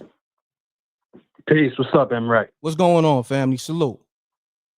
I don't know the whole backstory, but I just feel like Jim feels a little bit disrespected by Cam, because if you look at all the videos on YouTube, Jim is always out there wilding. Jim put the dips on his back. Every video you see Jim front line wilding. I never seen a video with Cam on the front line wilding. I never seen a video with Cam throwing a punch. Oh, hold on, stop there. Hold on, stop there. Let me say this too. A lot of y'all gotta stop that. Okay. Now, us coming from the streets is one thing. You know what I mean? You're supposed to fight, you know what I mean, as a man, right? Facts. Now, when you become a rapper, right? I want y'all to understand this. Cam is a known rapper. So if that nigga push a nigga the wrong way, he's being sued. So Cam shouldn't have to put no hands on nobody, or nobody should put hands on Cameron. So that was Jim Jones' job, to play a soldier. Make sure Cam was protected at all times, and Cam don't have to lift a finger. That's how this shit goes. That's true too, Reck. But let me say this too. Regardless, even if Cam throws a punch or not, if Jim throws a punch and hurts somebody, at the end of the day, Cam's still gonna get sued. There you go. 50 always said that. 50 always said that. No matter if 50 might not even throw a punch. Hold on, family. Hurt someone, that's coming out of 50's pocket. Hold on. You just answered your own question, bro. You just answered your own question. How? No doubt. Salute. See, let me stop here. If we gonna have real nigga conversation or real man conversation, I'm the nigga to have it with. Because I'm not going to allow ungrateful niggas or ungrateful thinking to even have a say over here. You understand what I'm saying? Because I seen homeless niggas get cashed out by people that didn't have to do it and be disrespectful. So a lot of these niggas think with a bum mentality. Let me switch that up. You got homeless people and you got bums. A homeless person might be down on their luck, have misfortune. A bum is an ungrateful mother effer that people try to help, and this niggas just bit the hand that fed him. So that's the difference between a bum and a homeless. A lot of these niggas is bums. No matter what you do for these niggas, they're gonna bite the hand that feed them. So don't call my show on that mentality. If you on that mentality, talk with your niggas on that. Have that bum conversation with your niggas, because I did a lot for a lot of niggas that I would never fuck with ever again. And them niggas still throwing salt in the game. You know, like, I'm good with certain niggas. Certain niggas try to say, oh, the nigga M.Reck did XYZ. Try to tell a nigga the other day, oh, yo, Reck, I didn't know you did. Nah, that wasn't like that. Oh, all right, Reck, my bad. Yo, I got mad calls. I got mad texts. Nah, that ain't what niggas are saying it is, my nigga. You know, I got love for you because I called you and said, yo, I had a situation for you, and I'm gonna, do it out of my pocket just so you can eat, or we can eat together. But niggas gonna flip it and bounce it and call a nigga. I don't owe nobody shit, first and foremost. This is just real talk. Only people that I owe is my kids and myself and my lady that I live with, and my moms and my pops. You know what I'm saying? I look out for my brothers, give them game, whatever. I break bread with them. But if they don't want to listen and take the game, then it's nothing I could do. They got to figure it out. But I don't owe nobody shit. You know what I mean? So all that ungrateful shit that y'all niggas is coming with, miss me with that. Listen, bro. I was around a nigga like Mase, and this is just me saying this. He didn't ask me. He didn't tell me to say anything. This is me. I didn't even know he was gonna call. I'm just around a nigga, and it's all types of deals being thrown at me for the nigga to take. Yo, Reck, we want Mase to perform at that. What was that Pharrell shit? That shit that he did in VA. He is a big event. He does, I think, every other year in VA. You know what I mean? Niggas calling me for that type of shit. You know, those are wild numbers, or, some other type of business. That's not even my business. But the fact that me being around a nigga, all types of situations just was in my lap. You know what I mean? I'm grateful for that. Like, even though if he turns, Mase turned everything down. The Mase is up. You know what I'm saying? But the fact that being around a nigga, those situations is coming my way, that shit is ill to me. Because that's still Mase, the nigga that was always nice to me. The nigga that was one of the nicest niggas from Bad Boy, one of the nicest rappers from New York, that went from Murder Mase to the Mase we know that sold millions of records. Rocking with M.Reck. The first time me and Mase spoke, nigga, Mase said, yo, Reck, send me that beat, the joint you got with Tony Yayo. The no delaying joint I did. That's the first, that was our first conversation. Okay? That's a nigga hitting me up. Like, yo, I rock with your platform. You see, he said that shit when he called up. He don't know me from Adam, especially at that time. He don't owe me nothing. So for him to jump on a record or to even reach out to me, nigga, you gotta be grateful. I didn't grow up with Mase. He don't owe me nothing.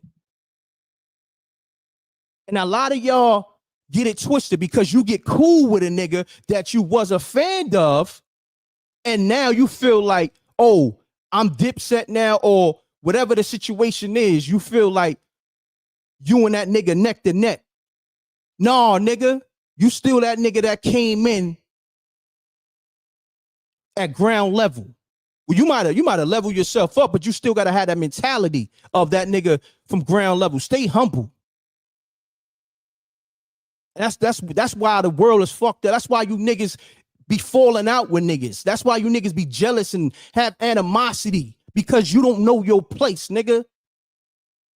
Certain niggas shine and be grateful to be next to them. Like, take it outside of rap. I said this the other day. It's dudes certain chicks just flock to.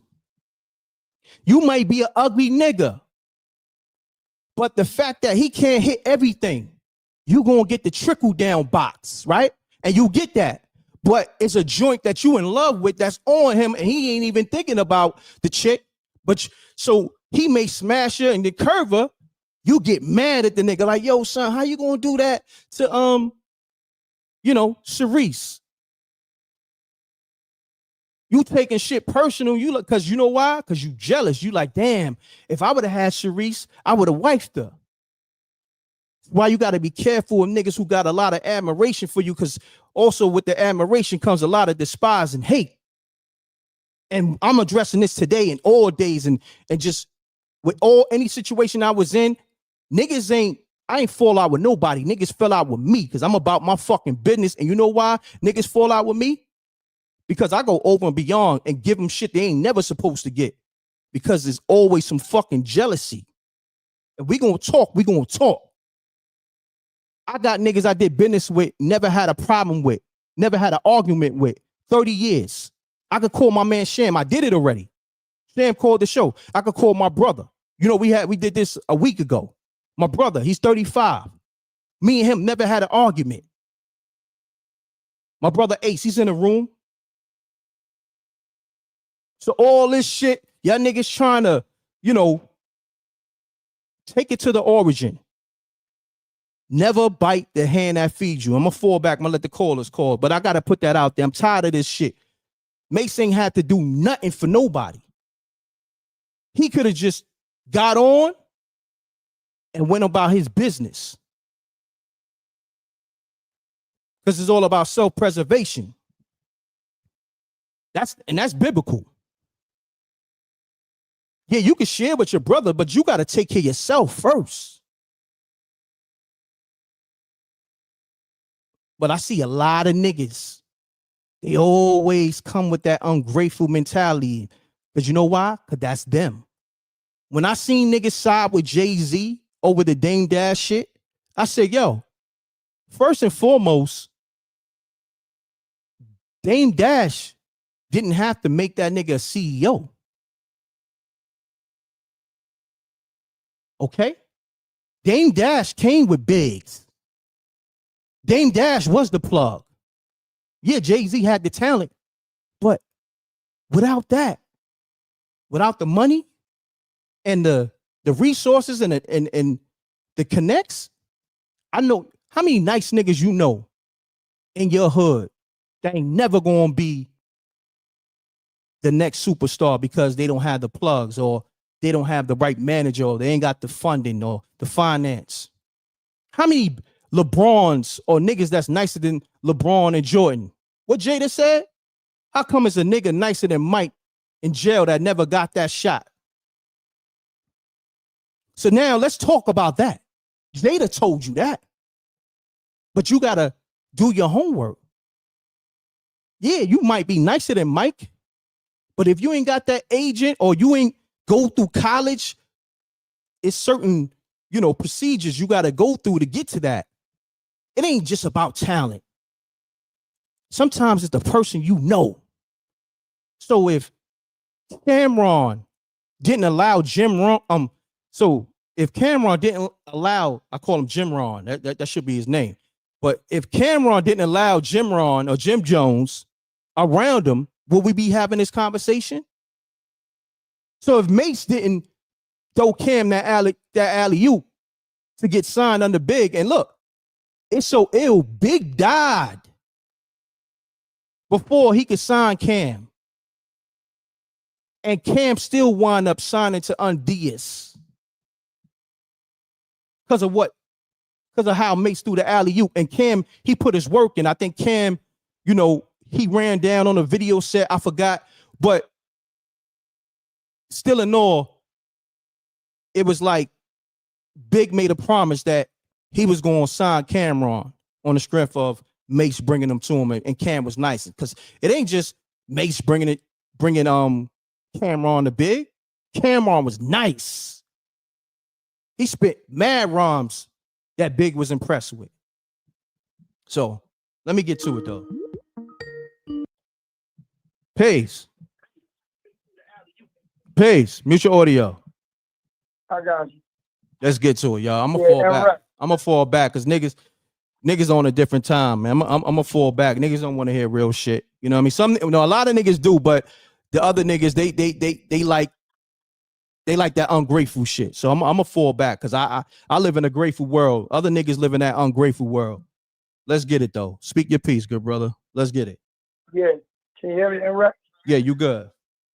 Yeah, I'm from Philly. And I want to be general, because I'm listening to you and I just listened to Mase.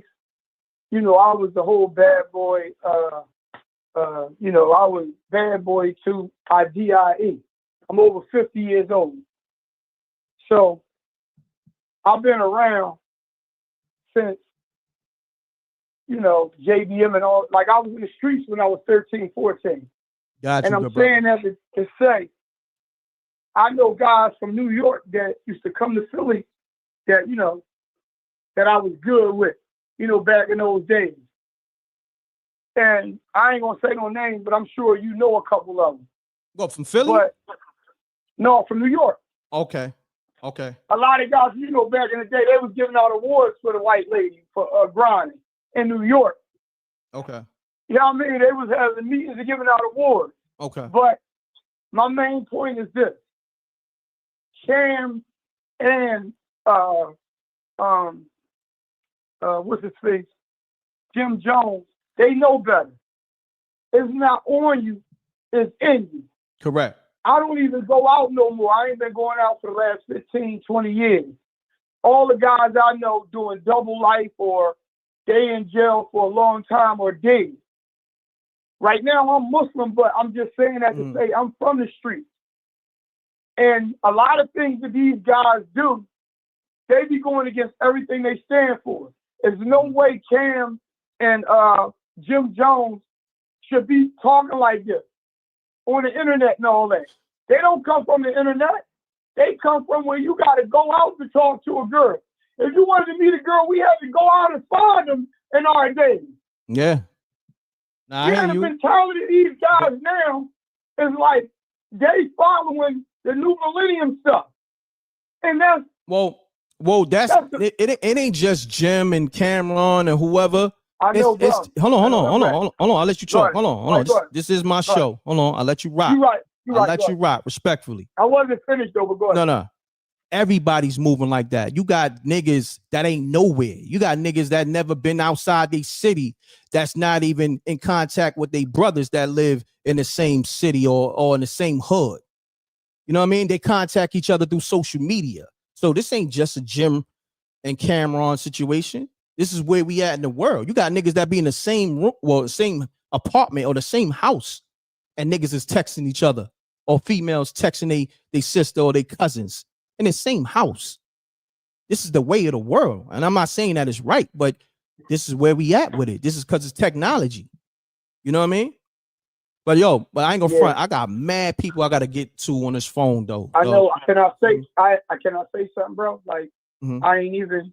I just give but you had a lot of time, bro. But I'm gonna let you rock another 30 seconds. Off. I didn't even finish what I was saying. Just give me 10 seconds, bro.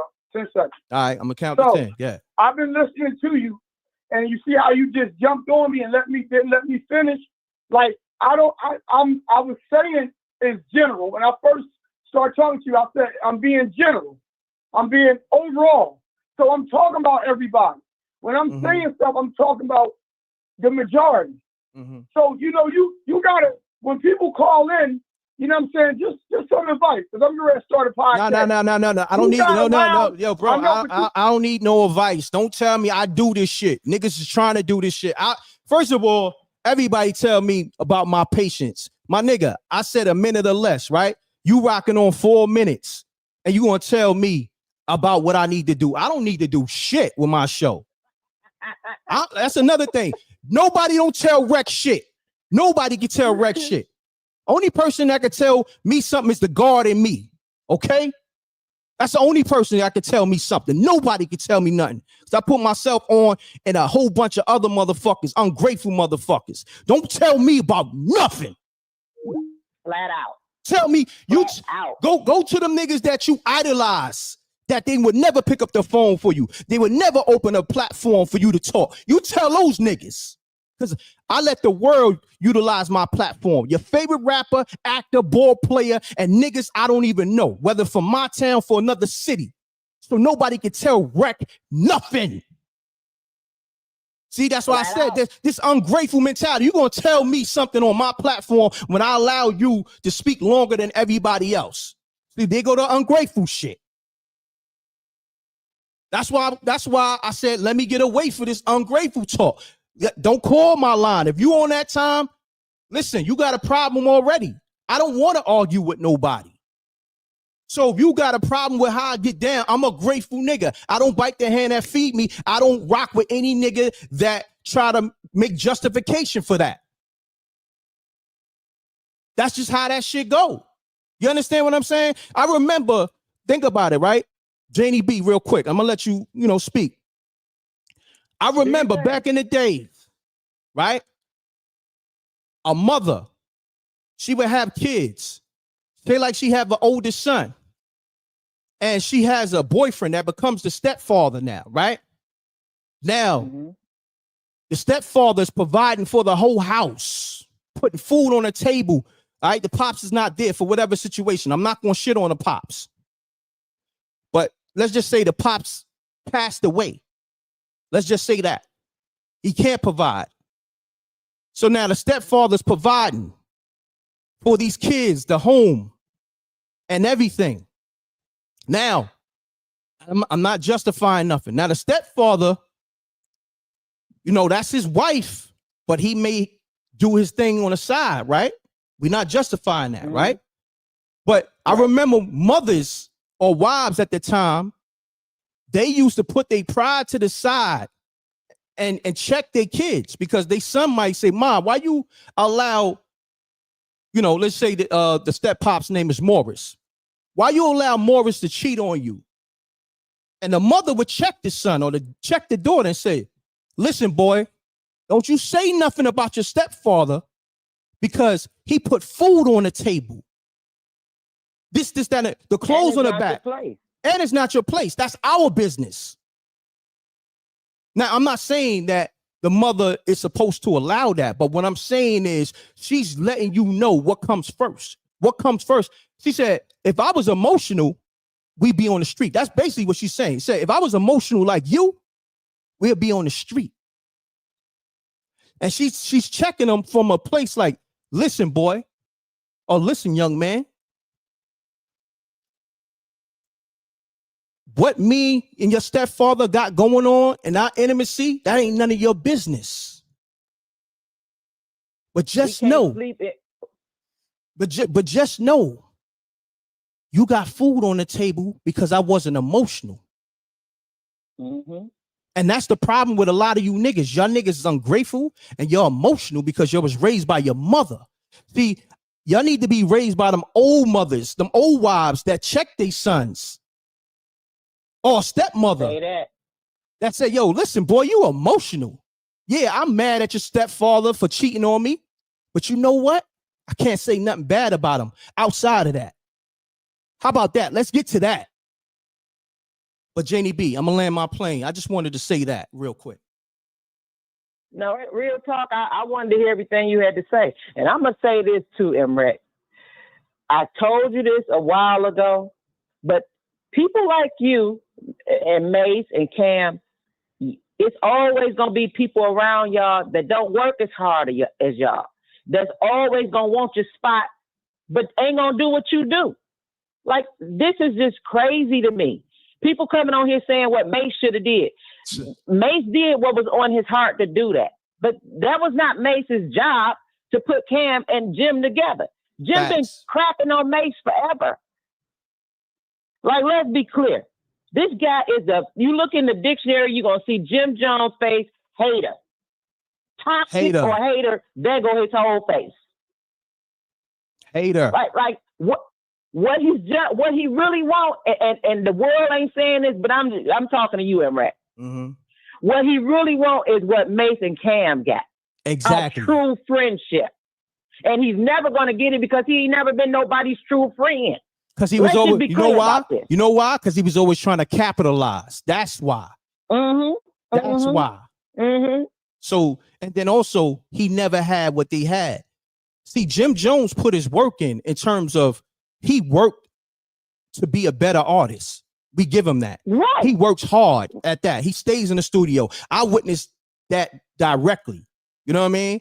I've been in the studio with Jim, shot 2 videos with him. I seen, you know, when everybody be saying Max B wrote this, that, and the third, I can't say that's 100% because when I was around, Max was already locked up. And I seen this nigga, you know, do the shit that everybody say Jay-Z and Big do.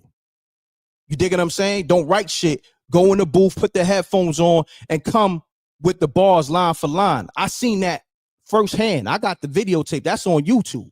You'll see. Oh, he a talker. Yeah. He and can't take that from him. So I'm not taking that from nobody, but what I'm saying is we're talking about different layers of why niggas might have issues. It's deeper than what niggas think. And when you can't go to the genesis or the origin of where this deep-rooted hatred come from, you never gonna get to solving the problem. You understand what I'm saying? So I understand exactly what you're saying, and I'm gonna say this too. Even when Mase knew he wasn't the problem, when he went on that show that got where they could hear each other talking about everything, he took ownership and he could have explained that to Cam differently. Maybe he still would have went the way he went, but it didn't come out like that. He took ownership in that. Cam took ownership in that. But the person who never takes ownership in anything, who in the background chatting about trying to keep that kept them apart, that robbed the world, not just the world, them two, Cam and Mase's son told them this. Robbed them of they being that one's uncle and that one's uncle and growing up with each other's son. Like he is a bona fide hater. I can go on forever about this, but I know you got other people. Love you, M.Reck. Love you too, Jenny B. Mase. Yeah, much love to the brother Mase. Salute. Let's get it, y'all. Peace. Peace. Peace. Peace. Yo, what up? What's going on? What up? Yo, What's going on? What's poppin'? This is Jason from Bed-Stuy, Brooklyn. What's going on, Jason? Salute. Now, this is a teachable moment right here. All he had to do was do what Cam did for Mase. Yo, I apologize. That shit was corny. Come on. You know, I left you on the step when we were going through an interior situation. I should have never ran out there. I got played. I apologize, Cam. And yo, Cam, let me go publicly on it is what it is and apologize. And we could all three work together. But no, he want to try to throw a monkey wrench in it. And two brothers getting together, celebrating their success. And he's sitting there still trying to make music that ain't going nowhere. And I like Jimmy, but Jimmy was straight up wrong. We got to start having morals, like you said. Listen. You know, we got to stop upholding people backstabbing other brothers. That's a fact. We can all win. Yo, we can all win. Great. And I'm out, M.Reck. Yeah, great assessment, Thank my you. brother. Salute. Welcome. Thank you. That's what I'm talking about. Hold on. Let me let that breathe. Hold on, caller. Hold on, 732. Let me let that breathe.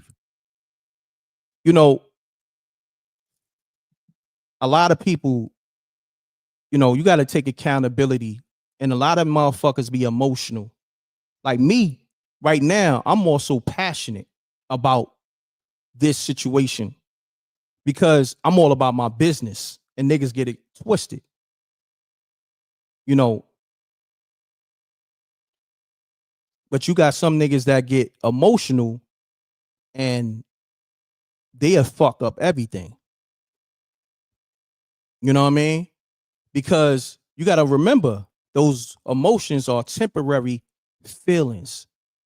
How that saying go? Don't allow your temporary emotions make you make a permanent decision. You feel what I'm saying? Think about that. You know, I think it's something to that effect, but you know, I'm gonna let the caller speak. But that's the problem. Niggas be riding with niggas with this emotional shit, and everybody know Jim Jones is emotional. You know what I'm saying? And Jim has a lot of great qualities. I want to say that. But his traits, his bad traits outweigh his good qualities. You know what I mean? Like, he might have like 3-4 bad traits and may have 100 good qualities, but those bad traits outweigh those good qualities, because it's quantity over quality. I mean, it's quality over quantity. My bad. But nevertheless, caller, speak your piece. Let's get to it. Hold on 1 second. I need everybody to hit the like button. We still got 2,500 still staying in the room. Hit the like button on YouTube, Facebook, Twitch. It takes 2 seconds. Run it up. We having real talk. The streets is tapped in. Hold on. Let me promote my event real quick. We got Ladies Night.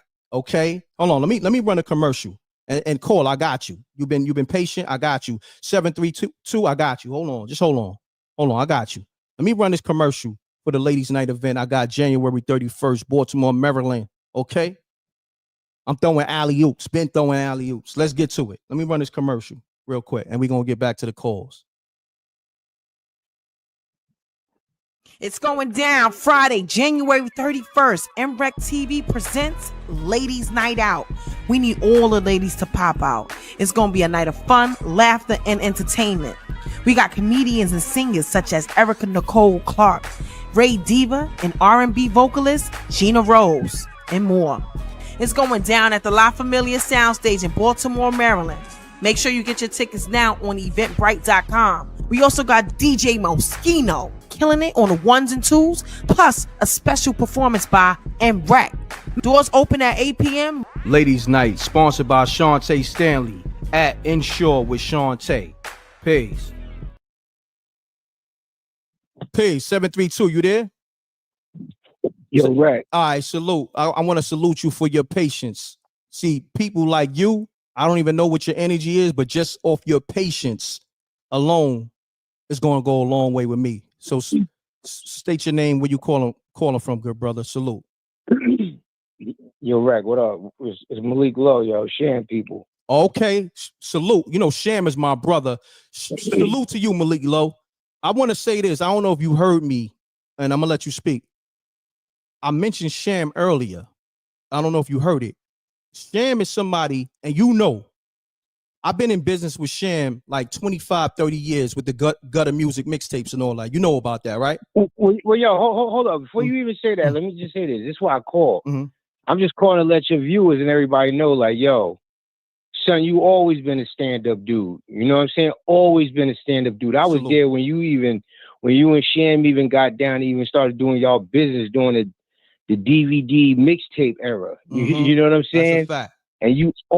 And Sham coming out of Jersey, you know what I'm saying? You always show love. And even when you met me, you know what I'm saying? You met me with Sham and with Thurston. You know what I'm saying? Like, salute to Thurston. That's my brother too. Never had a problem with him. Knew Thurston for over 30 years. But continue on.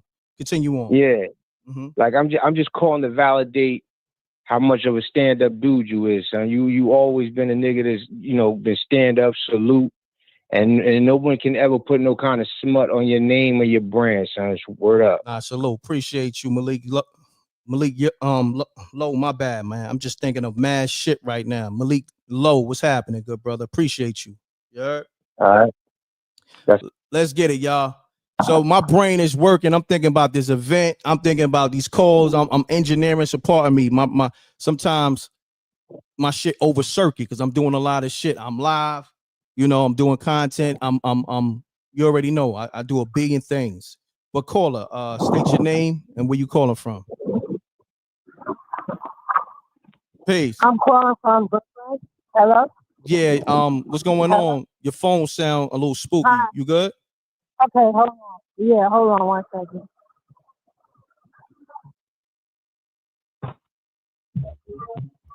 Yo. Hello? Yeah, peace. I don't know what happened to her phone, but peace. Let's get to it. Peace.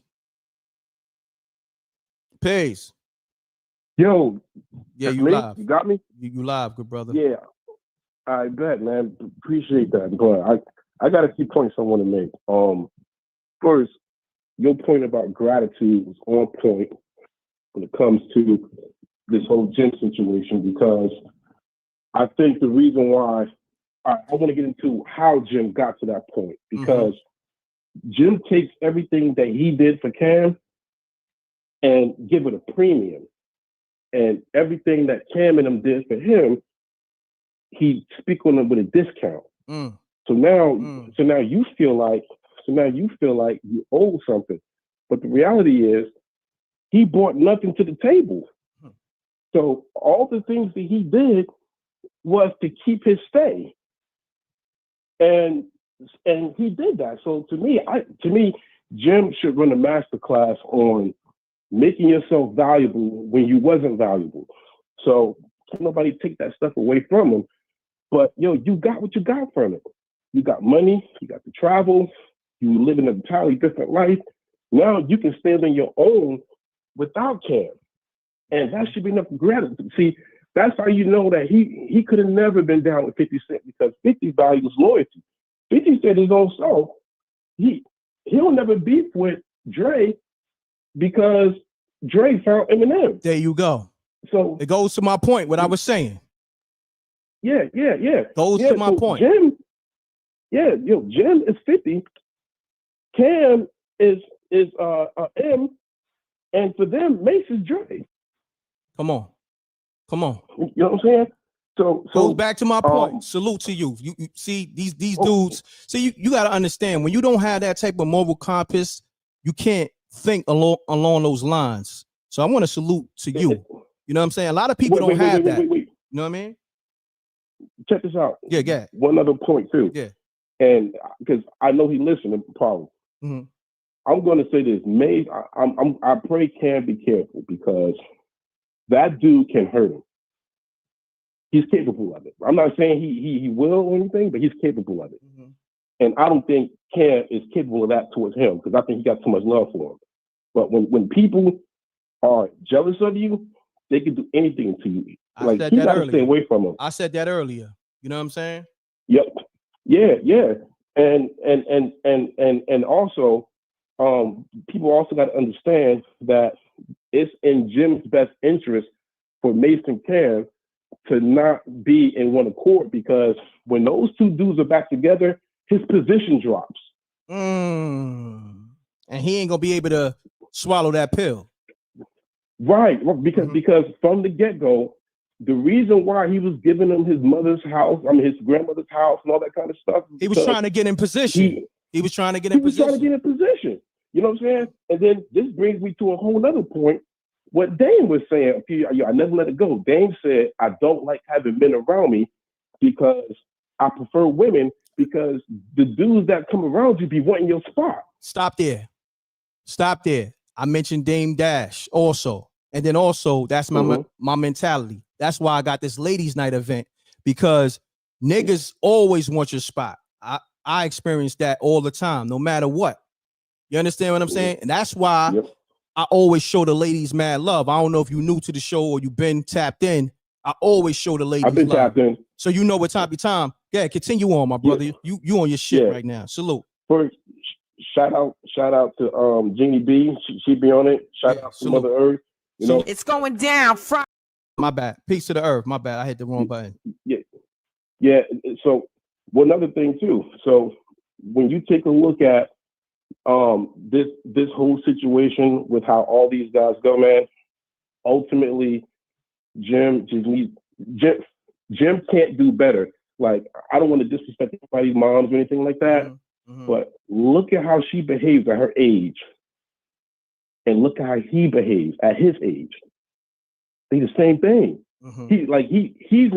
He's mentally not going to grow where those two guys are going. No doubt. It's not going to happen. Yo, my brother, great assessment. What's your handle? Yo, call me Big J from Orlando, but I'm originally from North. All right, salute to the whole Jersey, my brother. I appreciate you tapping in. Salute. Let's get it, y'all. I'm gonna take a few more calls, but I gotta get to some business calls and stuff like that. So caller, state your name, where you calling from. We still got over 2,200 people in the room. Run the lights up. You know what I mean? Let's do this in a minute or less, because I got stuff that I gotta handle. Caller, you got the floor. What up, man? I'm gonna make this short and sweet, man. I'm coming from the beach, man, the east side of Long Beach, man. Jim, I'm just gonna say this, man. Mase been talking real tough lately, man, since he got back with Cam. And I remember a few years ago on Miss Info Radio, he was praying to God when Jimmy was checking. So I was wondering where all that energy was coming from all of a sudden. I'm gonna say this, and it's not me taking up for Mase or anybody. I think people confuse with somebody being at peace and being humble, like they not about that life. You know what I'm saying? It's a lot of niggas, well, not a lot of niggas, it's a few niggas on this YouTube that say some funny shit about me, but the real no, that ain't the truth. So I go out my way to address suckers? Like I said earlier, it's a sucker on YouTube just in general that I used to rock with that did some funny shit over the weekend just to get some content. Just to get some content. He told a nigga some flim shit that I rock with, that I'm good with, right? Try to make us be at odds with each other. But me and the homie spoke, and he like, nah, Reck, you know, we good. Yeah, I ain't gonna front. Niggas did hit my phone, because I told the homie, I said, yo, look, I know where this energy coming from. At first he denied it, but he said, yeah, niggas is texting my phone. He ain't say the name, but first and foremost, I said, yo, look, I know why you feeling. It's a nigga called you, right? A nigga I used to rock with called you, right? And he got quiet. So, you know, silence is golden. You understand what I'm saying? Right about that. So I'm gonna let you continue. I'm gonna let you continue your point. But what I'm saying is, never confuse somebody being at peace, because think about it. The loudest person in the room is what? I know you heard this before. The loudest person in the room is the weakest one in the room. Okay, this nigga Jim Jones always been loud. Been loud. Yeah, true that. But I ain't sticking up for Jimmy. You know, we all seen what happened at the Rucker Park, even out here in Cali. I'm just saying, like, I remember at one point when everything was in reverse, you know, Mase didn't have that energy. You know what I'm saying? As a matter of fact, they were saying how he ran up out of Harlem and everything and ran to Atlanta, and it did look like that. I don't know the man personally. I'm just saying I remember at one time, you know what I'm saying, you know, they was on that boy head, and he was like, you know, let's just give it to God and stuff. Now all of a sudden it is what it is. TV show. He telling niggas the SMD, and he telling, my bad, I'm sorry. He telling brothers to do all. He's just talking real reckless. I'm gonna say this. That's before my time, but I'm gonna say before the is what it is, right? I might have got it with Mase 2018. And I could call, are you familiar with Blue Blood Sports TV? He got a YouTube Somewhat. channel. That's Yeah, my I'm gonna brother. check it out. I bought my brother, I call him Shy, but everybody call him Blue. I bought Blue around Mase, right? Mase didn't know Blue at the time, right? Now, it's something that happened, but I'm not going to get into that, right? Because Mase didn't know Blue. Mase is a ninja. Mase spent on me and Blue on some like, yo, I don't know if niggas trying to line me. You dig what I'm saying? But I'm not going to go into that. You know what I mean? But I'm just speaking on real shit, right? But he spent on us, but also let me know like, yo, like I said, me and Mase relationship was new. I think this is my only, like, this is probably like my only, like my second time to really be rocking with him, right? So Mase was just letting me know, like, yo, just in case your niggas is lying to me, I already got the jump on y'all. And we laughed, me and Blue laughed. But now, right? Because Mase, because I came through in my car at the time, you know what I'm saying? And Mase was in the passenger seat and Blue was in the back. So Mase don't know Blue. So Mase, he thinking it's funny. Look, we go to the Diamond District. See, like I said, I got story. We go to the Diamond District. So you know, it goes down at the Diamond District. Niggas be getting lined.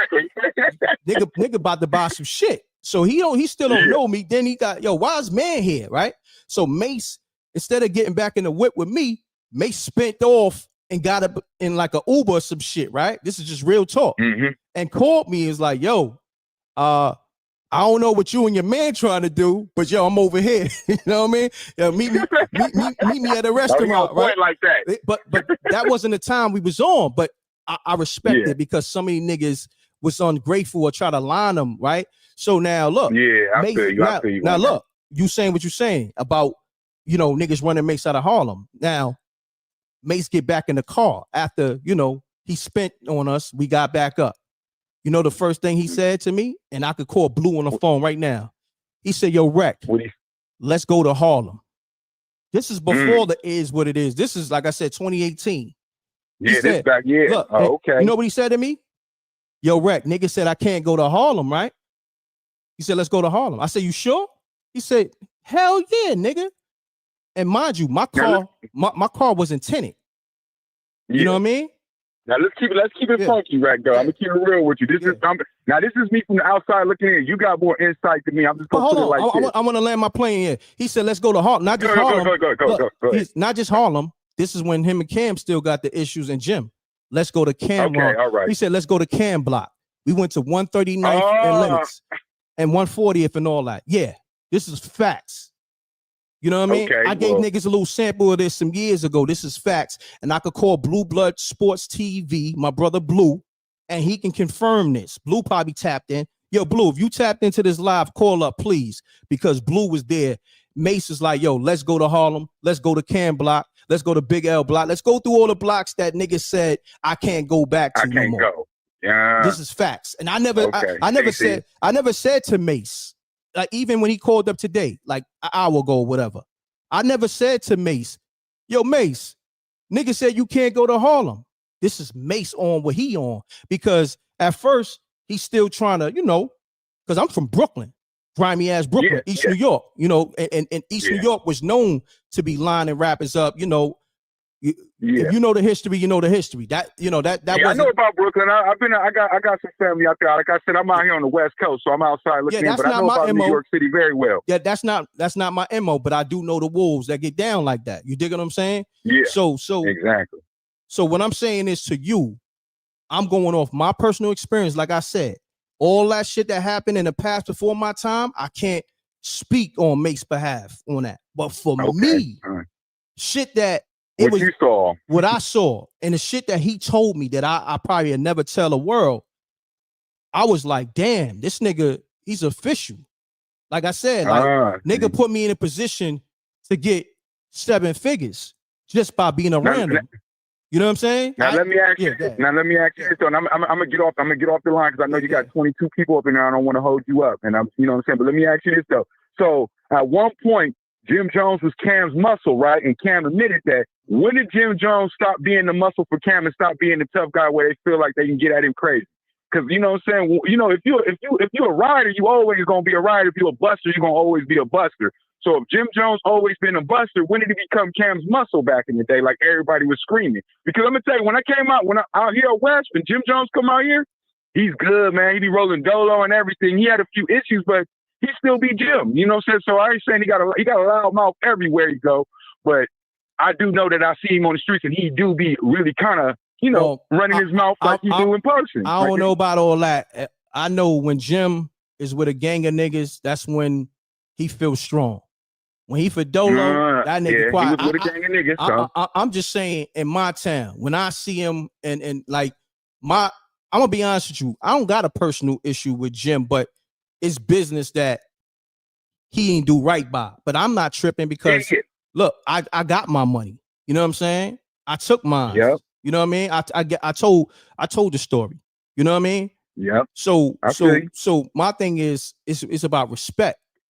You dig? And it's cool. He ain't never got to rock with me. I don't care. But also, I tell niggas, even when niggas that I'm not good with in the game for whatever reason, me and them not seeing eye to eye, I'm not going to downplay a nigga hustle.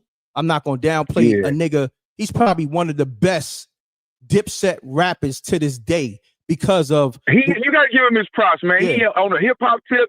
He carried that torch, man. I you know what I'm saying? Like at a time where niggas was over here doing A-rap music and was kind of lost, Jewels lose on syrup or whatever the fuck he on. My bad. I'm sorry about that, bro. I ain't mean to cuss, but whatever he on, Jim Jones put it on his back, bro. Yeah, him and Max B had quarrels, but you got to admit though, man, he carried that torch, man. And that's all I was really kind of calling it. Like, no doubt. You know what I'm saying? No matter, he carried that, man. And he owe a little bit more respect than it to be telling, to be getting called a bit, getting disrespected like that. I don't want to cuss in that. That's why it's all good. Stuttering over my words. But nah, it's all good. You know what I'm saying? Yeah, but I'm out of here though, bro. I don't want to hold you up. Man. You good looking out on let my call go through M.Reck. I mess with you, bro. You got a good thing cracking, man, and keep that music going too, man. Don't stop on that. Too. It's never gonna stop. That's why them niggas is mad too, because I'm nicer than their favorite rappers. You know what I mean? Respectfully, I'm nicer than their favorite rappers. That's a fact. So salute. And that's already been a proven fact. Salute, my guy. I'm out of here. All right. Salute. Hold on. I want to do this because one thing with me, I don't never cap. I don't never gotta lie. So when I speak, some things I may not go into full detail with because I like to protect the innocent, but some things I could speak on and I might mention certain names. So when I mention my brother Blue, go subscribe to his channel, Blue Blood Sports TV. And if niggas is real niggas, because I know they follow me or they subscribe to me, they subscribe to him, at Reply Blue and let them know I'm speaking on them in a good way and for Blue to call the show. Because Blue might be, going live at the time. You know what I'm saying? So I'm about to, hold on, let me call Blue real quick. You know what I'm saying? So to confirm this Mase story, because he was right there. And mind you, I'm throwing him an alley-oop. Blue, that's another thing. Now, Blue is a YouTuber I met 2017. Never had a problem because Blue, like, he's just grateful. He like me. You know what I mean? When a nigga throw you an alley, especially he like, damn, King, you ain't have to do that. Because he said to me, he said, yo, nah, King, if you bring me around Mase, I don't want him, looking at you funny because I know you're still building your relationship. I said, nah, but you my nigga. Blue was my nigga at the time, and Blue had just got off the plane. So Blue just happened to be in the city. We was in the city at the same time. So hold on, callers. I wanna get my man Blue on the phone. Hold on, callers. Let me get Blue on the phone. Hold on. Yo, who this? Hello. Yo, hello. Hi. How you doing? I'm calling from Harlem, New York. Okay, salute to you. My name is Shy. What's your name? Shy. Shy, what's happening, Shy? Talk to me. What's your assessment on this situation? My assessment is that I met Cameron years ago, and I just wanted to say he was a respectful person to women. He was always nice, and I wanted to say that. He was selling a little bud on the east side. And he was always cool. But my perspective is that I don't understand why when they all get money, they just start like having beef and all that. Because when niggas is broke, they could just talk to each other It's you the know. egos. It's egos. And it's not just one person, it's everybody's egos. Everybody got, you know, another nigga may feel like, nah, I ain't calling that nigga. And the other nigga feel like I ain't calling that nigga. And that's how that shit go. You know what I'm saying? So But what if you exclude the money, I don't think the ego would be so egotistic if the money didn't have nothing to do with correct. it. You know what I mean? It, Niggas is on the block hungry and they made it all the way to the top to where they could see each other and say, yo, that's me. I did this. I did that.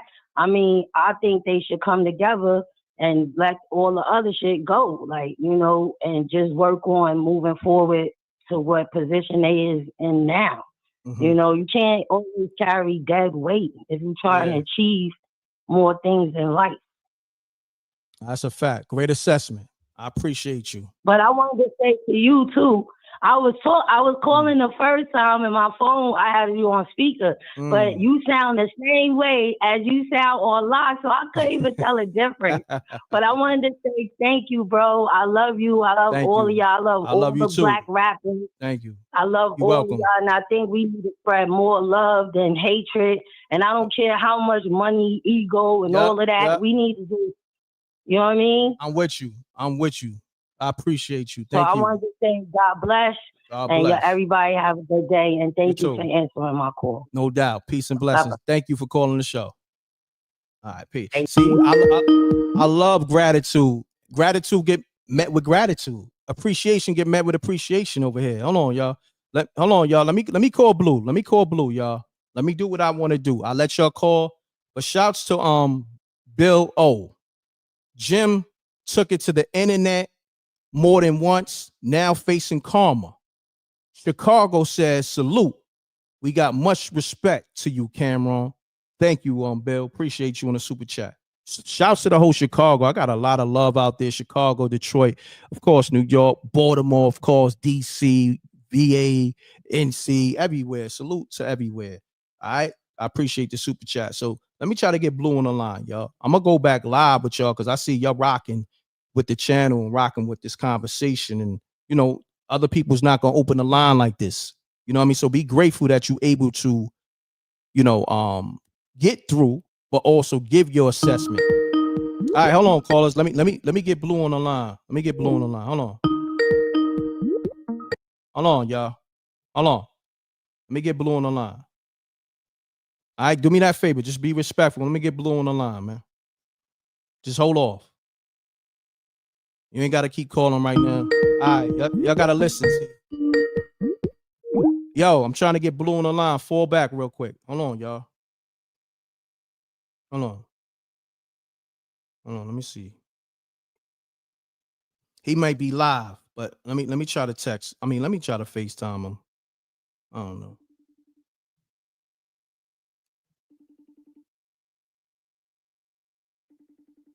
Blue, he might be live.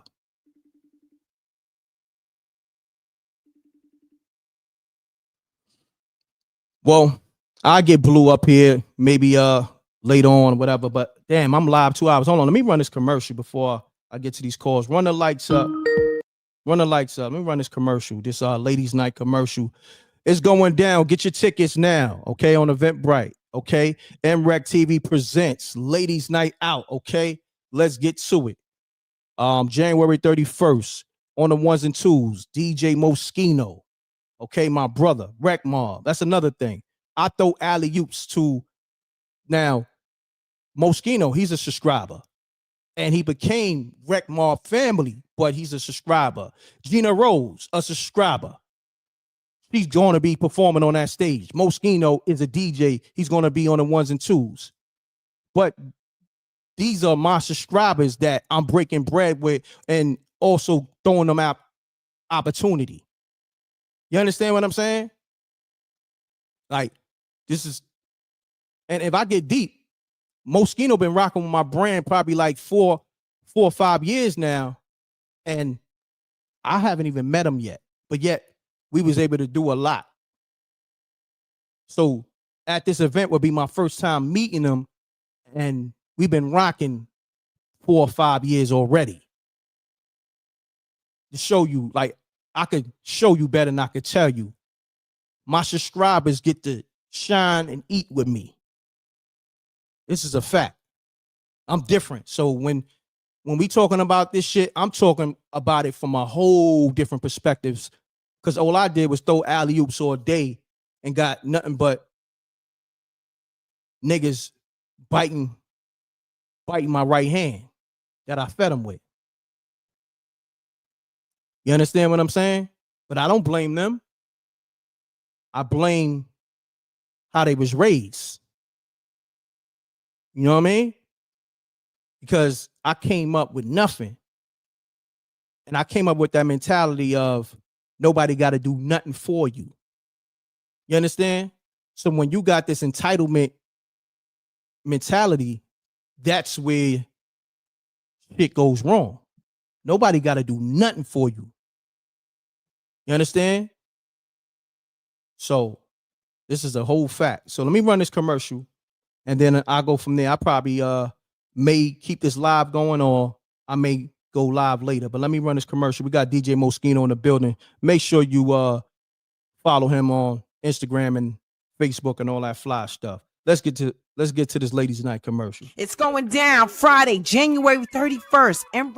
It's going down Friday, January 31st. M.Reck TV presents Ladies Night Out. We need all the ladies to pop out. It's going to be a night of fun, laughter, and entertainment.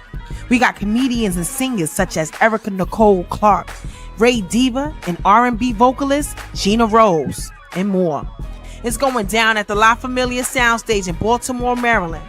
Make sure you get your tickets now on eventbrite.com. We also got DJ Moschino killing it on the ones and twos, plus a special performance by M.Reck.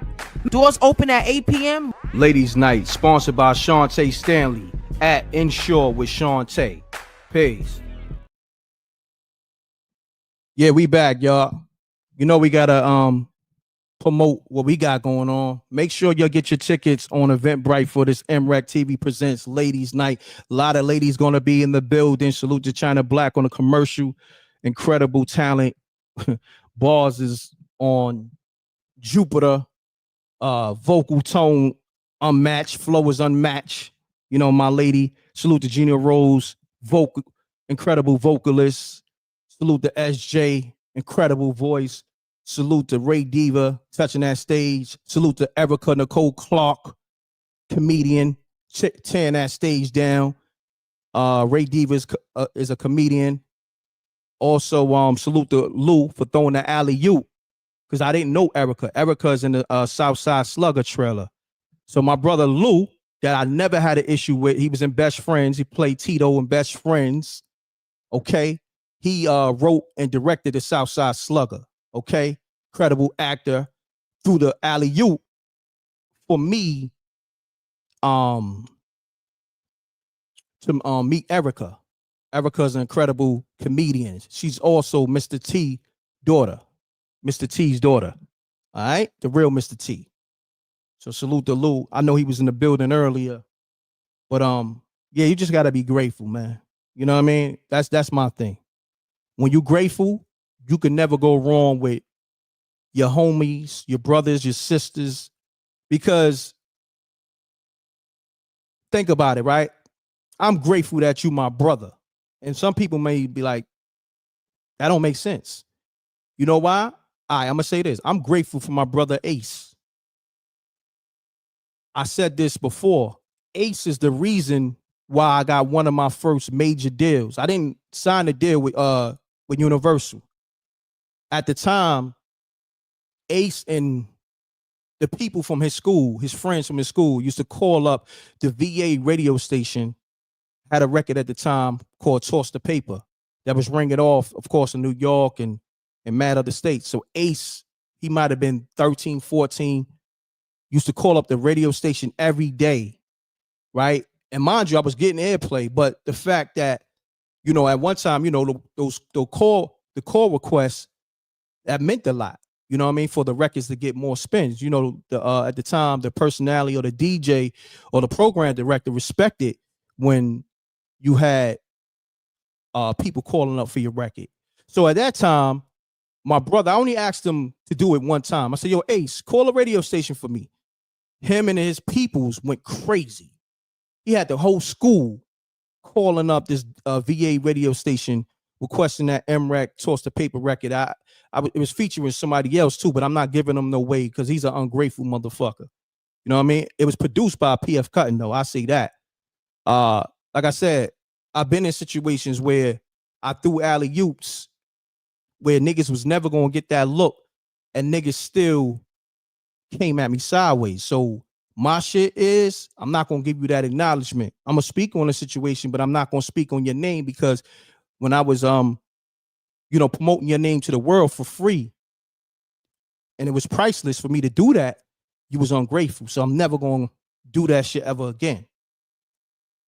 And Ace could let you know if I'm lying or not. I don't know,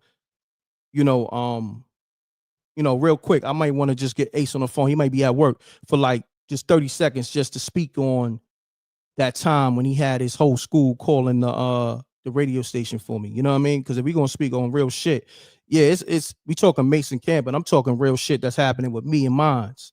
You know what I mean? That's just, I always been on that time anyway. Like I do content, but it's always about me and mines. You know what I'm saying? Like I'm always gonna cross promote what I got going on. You know what I mean? Because nobody got to do nothing for you. I'm not expecting nobody to put me on. So if I put myself in the game, I got to figure out a way how can I eat, but also make people recognize my talents. You dig what I'm saying? So you got to figure it out. And that's why I tell people, if a nigga throw you an alley-oop, you go from 0 to 10,000 or 0 to 100,000. Nigga, be grateful. You know how hard it is to try to figure this shit out yourself? I'm telling you from experience. Ain't nobody put me on. I put myself on and others. You did? So I'm grateful. I got a different mentality. Nobody got to do nothing for you. So all that entitlement, when a nigga do start rocking with you, and now a nigga feel like he on your level, that's where it go wrong at, nigga. Don't get it twisted because I threw you an alley-oop and we doing business. You know, you got to know your position, because if it was me and it was the other way around, I'm not going to go against the grain. I know my position. You dig what I'm saying? So it like the homie said earlier, the fact that Mason Cam is rocking, Jim position, he leveled down. He can't accept that. And then he know they really got a real bond, a real friendship. That was before his time, and they always gonna rock. They just had a misunderstanding, whatever. So I'm about to just let me see if I can get Ace. Yo, Ace, call the line if you good. If you're not good, I'll do that shit another time. Call the line real quick, Ace, if you good. Let me see. Hold on, let me open the lines up. Ace, call the line if you good real quick, man. Because people think I'm capping, and Ace seen it directly when I said, yo, your favorite rapper is listening, or people that's close to the situation is listening. And Ace said, your thought bro was capping. Ace said that in his live earlier. He put it in the chat room. You know what I mean? Hey. Reck. Salute, who this? Oh, this Big Mase, bro. I'm in the chat. Okay, what's going on, good brother? Salute. What's good, big dog? I'm good. Tell SJ to get me off timeout, my nigga. What happened? What you say? You must have said something crazy. Nah, I ain't say nothing crazy, bro. Okay. I mean, I gotta check with SJ because she only do that if somebody, Yeah, see, I knew it was a female, my nigga. I knew it was a female because I think I brought something up about China Black. What you I was say? like, who China Black? Is that Black China? Oh, nah. I'm Googling China Black. Okay, I don't know what she looked like. And Black China came up and she said something about I was being disrespectful. I don't know nothing about who China Black is. Nah, I got you. That's why I said China that. Black is my artist, but definitely. I get it. People do get it twisted with Black China. So definitely. SJ, on that note, if he's saying what he's saying, you could definitely take him off timeout. He didn't mean nothing by it. I don't mean to interrupt, but that is not why I put him on timeout. I put him on timeout because he stated that Hold on, bro. Hold on, bro. Let SJ speak real quick. He stated, just because you and Mase rode through the neighborhood, did you all get out the car? He then stated, would all your favorite rappers call M.Reck? So he said, hold on, bro. Hold on. I don't see that being disrespectful though. Hold on, but nah, it is because it's condescending. Like, first of all, anywhere I go, I'm getting out the car. I'm not driving by like I'm a tourist or something. That's mad disrespectful. Definitely in my city. Well, listen, you know but if you took it as me being condescending, I apologize, but I didn't mean it as to be condescending or disrespectful, bro. Like, I don't know you from a can of paint, my nigga. You know what I'm saying? Not to be disrespectful or nothing, but you know, motherfuckers can claim that they do shit and put on fronts and shit to I guess make this image of something that's not true. All right, let me stop there. If y'all hopped out. No. Hold on. But I didn't mean no disrespect. I got you. Hold on. Let me stop there. How long you been tapped into this platform? Man, to be honest with you, I couldn't even tell you. You would probably know more than me if you checked the. I'm asking you, like, is it 1 year, 2 years? No, hear me out. 1 year, 2 years, 3 years. I'm just trying to understand. So you probably be like a little, like close to 2 years. Okay, so in that 2 years you've been on this platform, I ain't never do no capping shit, no sucker shit. I mean, let me know. Did I ever cap? Okay, well, I'm be honest with you, big dog. I'm over here on the West Coast, so I'm in Compton. I ain't really tapped into the East Coast, y'all, like how y'all get in. You know what I'm talking about? Like, your page will come across my timeline when it's topics such as these, like, you know what I mean, of artists that I grew up listening to, like Mase or Cameron or any type of. I got you. There's East Coast trending topics. Your page will always pop up on my timeline. And every now and then I'll tap in. Like I called before. Now let's do this. Hold on. Let's do this. Right? You know what? Yeah. Let's do a clean slate. SJ did everything she's supposed to do. She's protecting me and my brand. Okay. Now you said what you said. You ain't mean no disrespect by it. Let's do a clean slate. Let me get your assessment. Okay, I appreciate you. Nah, it's all good. Nah, this is just real nigga time we on. You ain't mean nothing by it. Cool. You apologize for it. Cool. We on a clean slate. Now, man. Good looking out. I was having fun in the chat, my nigga. You know what I'm talking about? That fucked me up. Hold on. Chat this. Easy on the cursing, bro. Easy on the cursing, bro. Oh, my bad. Bad. Look. This is what we gonna do because my brother calling. I'm gonna hit you back. Yo, hey. Yo. What's poppin', bro? Yo, salute, bro. Yo, real quick. I'm gonna say this, man. I mentioned the time where Hold on, can you hear me? Yeah, I can hear you. Can you hear me? Yeah. Okay. All right. I mentioned the time when you and your friends from your school was calling up the VA radio station to request my record. And mind you, you did that. I mean, I might have asked you one time, but you took it and ran with it. Is that correct? Yeah, hell yeah. Okay. Hell okay. Yeah. And why was the reason, outside of me asking you to do that, but why did you go over and beyond? To be real, bro, like that was a time, like, cause nigga, I mean, to be honest with you, bro, you've been like a big bro to me. That's why. I mean, you put me on a lot of game. That's the least I could do. So, nigga, I remember us going around Hot 97. So we had the flyers, printing up the CDs, going around the city and everything. So, like, I feel like I was a part of it. You know what I'm saying? That's the least I can do. Salute, you know what I mean? salute. I'm gonna say this. What's so ill? This is my biological brother, y'all. This is why we rock. The same way, the same mentality he had, you know, putting flyers up and calling the radio station for his brother. I was doing that for other niggas that was ungrateful for that. You know what I'm saying? So, you know, that's why me and you got the relationship we got, because, you know, you want to see your brother win, vice versa.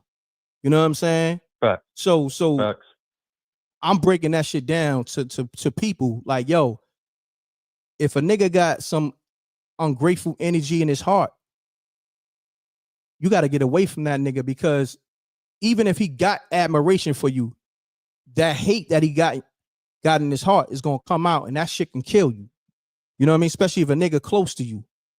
You know what I mean? Whether it could be a biological brother or it could be a nigga you don't know become a brother or a family.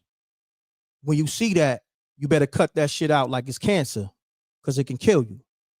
You know what I mean? So I just wanted to now also real quick, since we talking about the Cameron and Mase and Jim Jones situation, I was telling people, there's a lot of new people on the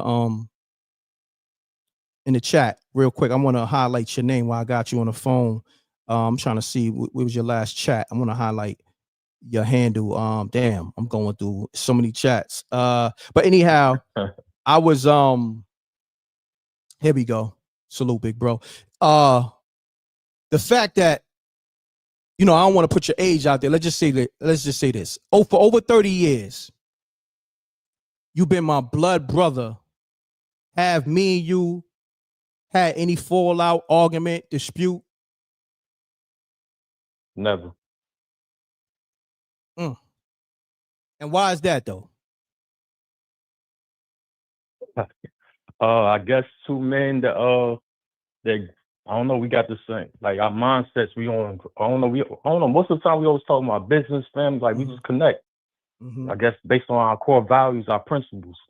You know what I'm saying? So they connect, and I guess that's how I rock, you know what I mean? No doubt. I mean, I know a lot of people don't believe that. Like, I guess because, like, we, you know, they be like, well, that's because y'all don't be around each other all the time. Well, two grown men that's on their business, we can't be around each other all the time. I ain't gonna hear from you every day. You can't hear from me every day. Facts. You know what I'm saying? That means I ain't on my grown man. You ain't on yours like that. Facts. You know what I'm saying? So, I don't know. I just appreciate the relationship I got with you, bro. Likewise. Shout out to the show. Shout out to the Reckmobb. Shout out to SJ, her crazy self. Salute to SJ. She don't play. She clip a nigga wings. You talk crazy in that chat room, she gonna give you your wings. You know what I mean? And I love her for that, because I'm on the same time, and I gave her the green light to do that. You know what I mean? So, but I'm gonna say this before you go.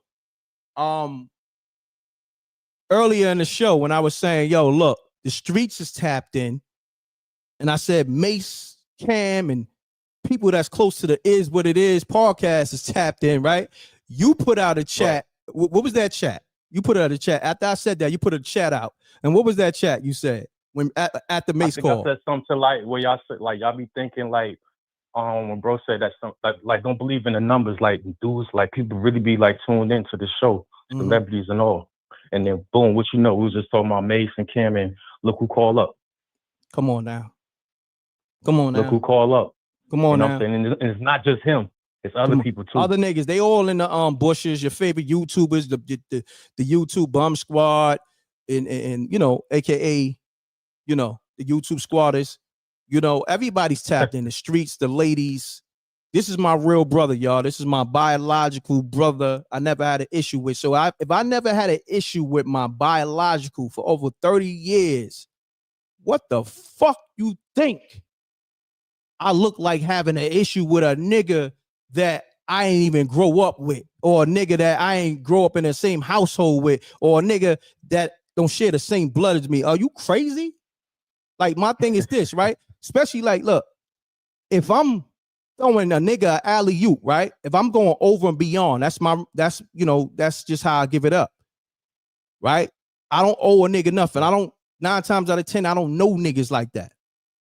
So if I go over and beyond and throw you alley-oops or whatever, I ain't never smash your girl or you know, disrespect your moms, your kids, or whatever it is. A nigga should never have an issue with me, because first and foremost, I don't be trying to get too close with niggas anyway.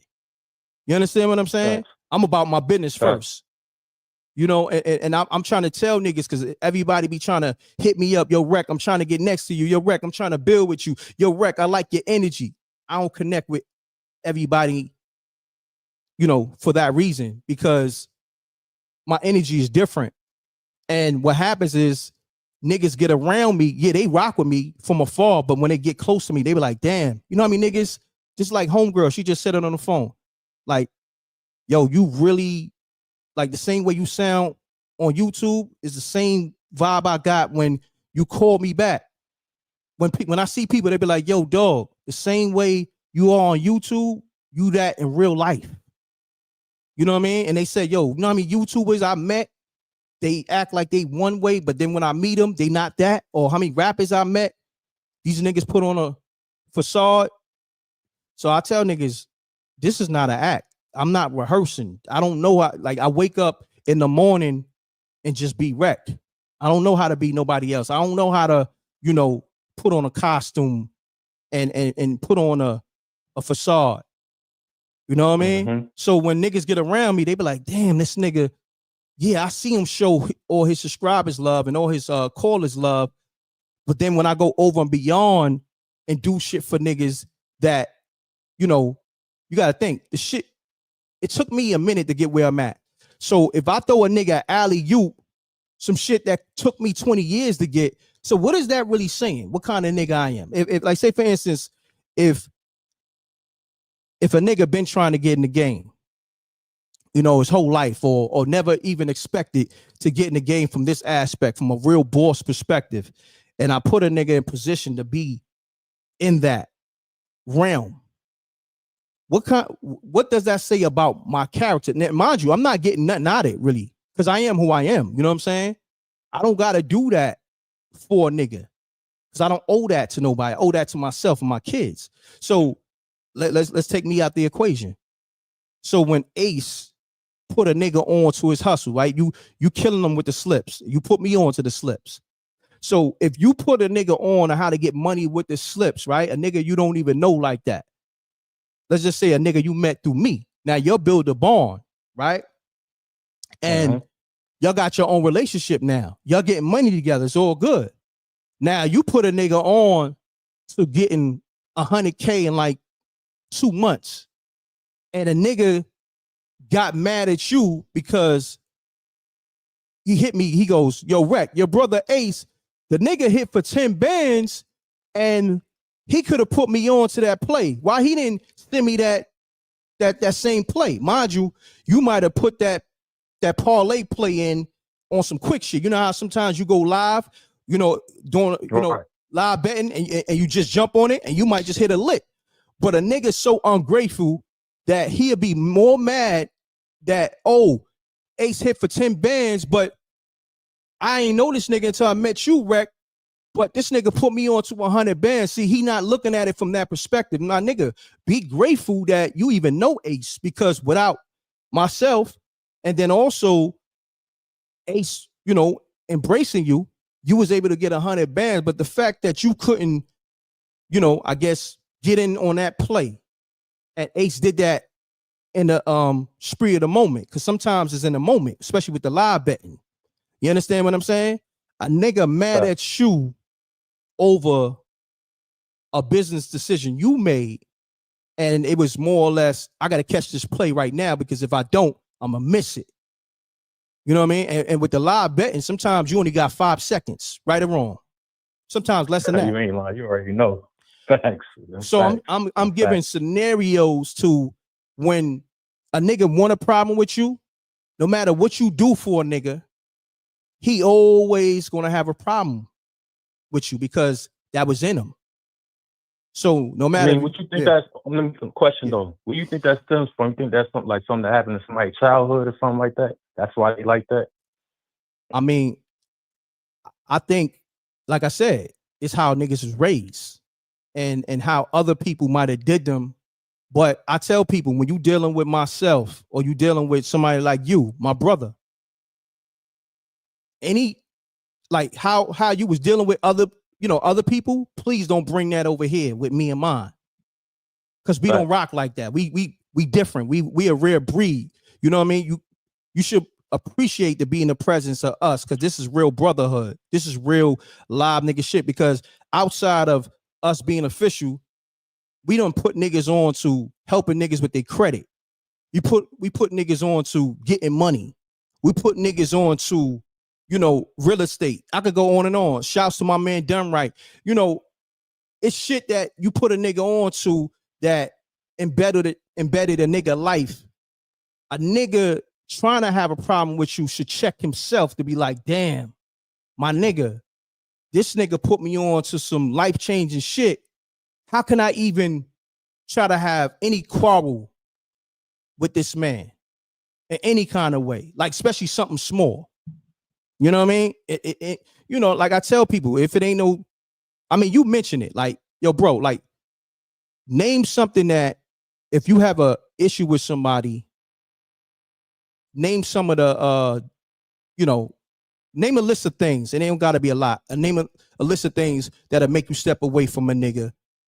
Just off the top of the head. Why would you stop fucking with any nigga that you used to rock with? Just name like 4 things if you can. Counting my pockets for one. Hard headed, like I said before one time, like, you know what I'm saying? Like I give you some advice, you don't want to listen to me, but you want to hear your favorite celebrity say it. Now you want to listen. You know what I'm saying? And you see this nigga, you finally get a chance to meet your celebrity, nigga walk right past you. You know what I'm saying? Not having your stuff together, not having your own crib car, like can't keep up. Those are some of the reasons why I start rocking with you. You know what I'm saying? I ain't judging you, but the path I'm going, I can't be like, you know what I'm saying, like that. Got you. I don't know, that's just me, bro. But Nah, yeah. Yo, you a funny dude. You talking about your boy running through sandcastles is crazy. Nah, Track star Jimmy is crazy. Track star Jimmy is crazy. Jimmy running over little kids' sandcastles is crazy. You know what I'm saying? Yo, some of you callers gotta chill out too. It sound like y'all want to get autograph on your back or something by this nigga Jim Jones or something. Yeah, I don't y'all know what's up. Know this nigga. Yeah, and I just going off what Cam said, right? And from what we know, the nigga Jim Jones was a fan just like you was. You know what I'm saying? Cam just happened to embrace him. So, and that's what I'm talking about with niggas. Like, yo, Cam didn't have to rock with you. You know what I'm saying? So I think this is the ill part of it all that niggas forget. You know what it is? I'm gonna tell you the problem. A lot of niggas ain't have their fathers. So when a nigga look out for them like on some, damn near on some father figure shit.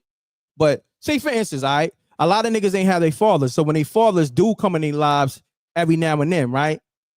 Think about this. This is a scenario. They father might take them out for the whole day, buy them all types of shit, take them shopping. You know what I mean? They have a great day together, right? But then the pops, they got, the pops got to go home. You know what I mean? The pops is not in that situation. The pops and the moms, they don't rock or whatever, right? They co-parenting. So now the son, the fact that the pops, still trying to be in his life, but the son got resentment towards the pops, maybe because of the moms or maybe just because the pops not in his life like that. And it may not be due to the fault or the father. It may just be because the relationship is toxic with the moms. And the pops just like, yo, you know what? Whenever I can see my son, I see my son. You understand what I'm saying? So a lot of niggas be having that like animosity towards niggas that look out for them, like almost like the same way they have towards their fathers. You understand what I'm saying? Like they fathers that may not be in their life, but then their father come through and show them love. It's like, yo, son, I can't be here every day, but and then now when the father called, like later on down the line, now the son got an attitude, like you know what I mean, like the moms or like a chick. Yo, the pops, and mind you, we were just good. So the pops would be like, yo, Sean, how you? And Sean be like, why you calling, Pops? And Pops like, yo, damn, Sean, me and you had a great time last week. Yeah, that was last week, though. What about all the other days? You see how that go? Instead of embracing, yo, we had a great time last week. Yo, Pops, when the next time that you think me and you could have, spend some time together? Nah, he more so worried about the fact that a week went by and Pops and Sean ain't get together. And that's the problem with niggas. So you'll look out for a nigga, right? And you hit them with all types of shit 99% of the time. So 1% you couldn't do something for a nigga, right? For whatever reason. Now nigga mad as shit at you. Nigga ready to cut your throat. Nigga ready to line you up. But it wasn't even the fact that you couldn't do what you did for him that one time, he always had that in him. You understand what I'm saying? So no matter what you did, it was gonna be something. You know what I mean? When a nigga got that in him, it's just in him. You feel me? Like it's niggas that I don't agree with everything that people I rock with do. But if they put me in a position, I know how to separate the two. Yo, this nigga do me mad alley-oops. Personally, he moved different, but business-wise, this nigga, he A1. Now, personally, you get around certain niggas, they get different around chicks. You know, and then a lot of times, my fallout be with niggas because it's females in a situation, because think about it. Niggas will be like, yo, Reck, damn, save some of the girls for me. And I'll be like, yo, homie, I'm not even checking for them. But a nigga will be mad at me, the fact that they own me like that. And it might even be his shit. Because think about it, right? If a nigga chick is on you, whatever, but you keep it respectful, right? You don't holler at her, but you know when a nigga chick is on you. Right. And I take myself out the equation. Like, yo, I don't even want to go to a nigga crib or nothing, whatever. Just so I ain't gotta put myself in that mix. So now a nigga feeling away because he see his girl eyes is on you or whatever it is. They had a conversation, something came up. She might have said, oh, I like Reck. And a nigga might feel like, oh, damn, if you like Reck, that means, shit, if I'm not around, you'll let Reck hit. That's how a nigga thinking. Oh my God. So look. Oh my God. Look, so he got that animosity. So now when y'all get up, right? Y'all go to the mall and y'all meet some chicks. Just say like it's two chicks, right? So now the two chicks, they giving me rhythm. They not rocking with son. So now he feel away like, damn, Reck, you had two chicks, they both on you. You couldn't slide me one of them. Yo, my nigga, they chose. How you getting mad at me? But still in all, my nigga, you know, it's two, man. Damn, my nigga. So what I'm saying is for people, I'm giving you different scenarios. Sometimes there's nothing you can do when a nigga got it out for you. No matter what you do. You know what I'm saying? A nigga could have a girl and you just, you know, you just got that glow. You got that Bruce Leroy glow from The Last Dragon. You know what I'm saying? Think about Bruce Leroy. His brother hated his guts because the chick Vanity was on him. I don't know if you saw The Last Dragon. I know that's before your time. Yeah, I seen that. His younger brother hated his guts because he felt like, you know, his younger brother felt like he was more cooler than Bruce Leroy. I forgot the younger brother name. Damn. Well, anyhow, the younger brother, he was in love with Vanity. Now, Bruce Leroy, you know, he was into his kung fu shit. He was on that mission. So he happened to cross paths with Vanity or whatever, and Vanity was on him from the gate. But the whole time, the brother, he was always downplaying the older brother. He used to act like he was the older brother. He act like he was more cooler than him. He like, yo, this nigga don't think about no chicks, pops. Everybody laughing at you. Yo, you always into this whole kung fu shit, whatever. When the whole time he was jealous of his brother because the chick that he was in love with, nigga, Bruce Leroy had her without even thinking about her. You know what I'm saying? Like he wasn't even chasing it. She was on him. You know, Vanity at that time was bad as a motherfucker, but I'm just giving a scenario of, oh, Richie, facts. Salute to the homie in the chat room. Look at Last Dragon and really outside of the showing up shit and the whole story, look at the brother relationship with Richie and Leroy. And you can understand why a lot of the niggas that got animosity for you or your brother or your cousins, that's that Richie hate. And then I like what they did at the end of the movie. Richie had to give it up at the end because his brother wound up saving his life and still wound up kissing the chick in front of him. It was almost like, nigga, look, I'm gonna win regardless. So you might as well rock with me. I'm your blood brother. I'm a and ladies respect this. I'm gonna just say this. I gotta say this for my niggas. I'm gonna put dick in this bitch regardless. Pardon me, ladies. I just gotta talk crazy real quick. I'm gonna put pipe in this chick regardless. Just respect it. I'm still your brother. And yo, love is love, bro. By default, yo, you know what? Maybe she got a sister. Maybe she got a friend. You see what I'm saying, bro? Like, yo, don't be like Richie. That's my new shit. Don't be like Richie from The Last Dragon, my nigga. I'm Bruce Leroy. I got the glow. You gonna shine too by default. I got the glow. That's just what it is, nigga. I put my work in. You know what I mean? And he had to learn the master was within him. That movie is so deep because when I be telling people I believe in God, but I tell people God is within me. You feel me? And people can't understand that. That's what that movie was about. The whole time he's like, he's looking for the master, but his master at the time was telling him like, yo, you are at the level where there is no master. The master is within you. That's why I love that movie, because it was telling people back in the days. That movie came out, I want to say like 87. And it was telling people, you looking for God, God is within you. You understand what I'm saying? Everything. God gave us everything already. And it's no God in the sky. God gave us everything already. Everything you have, you got everything you already need. Because it's within you. You just got to pull it out. It's everything.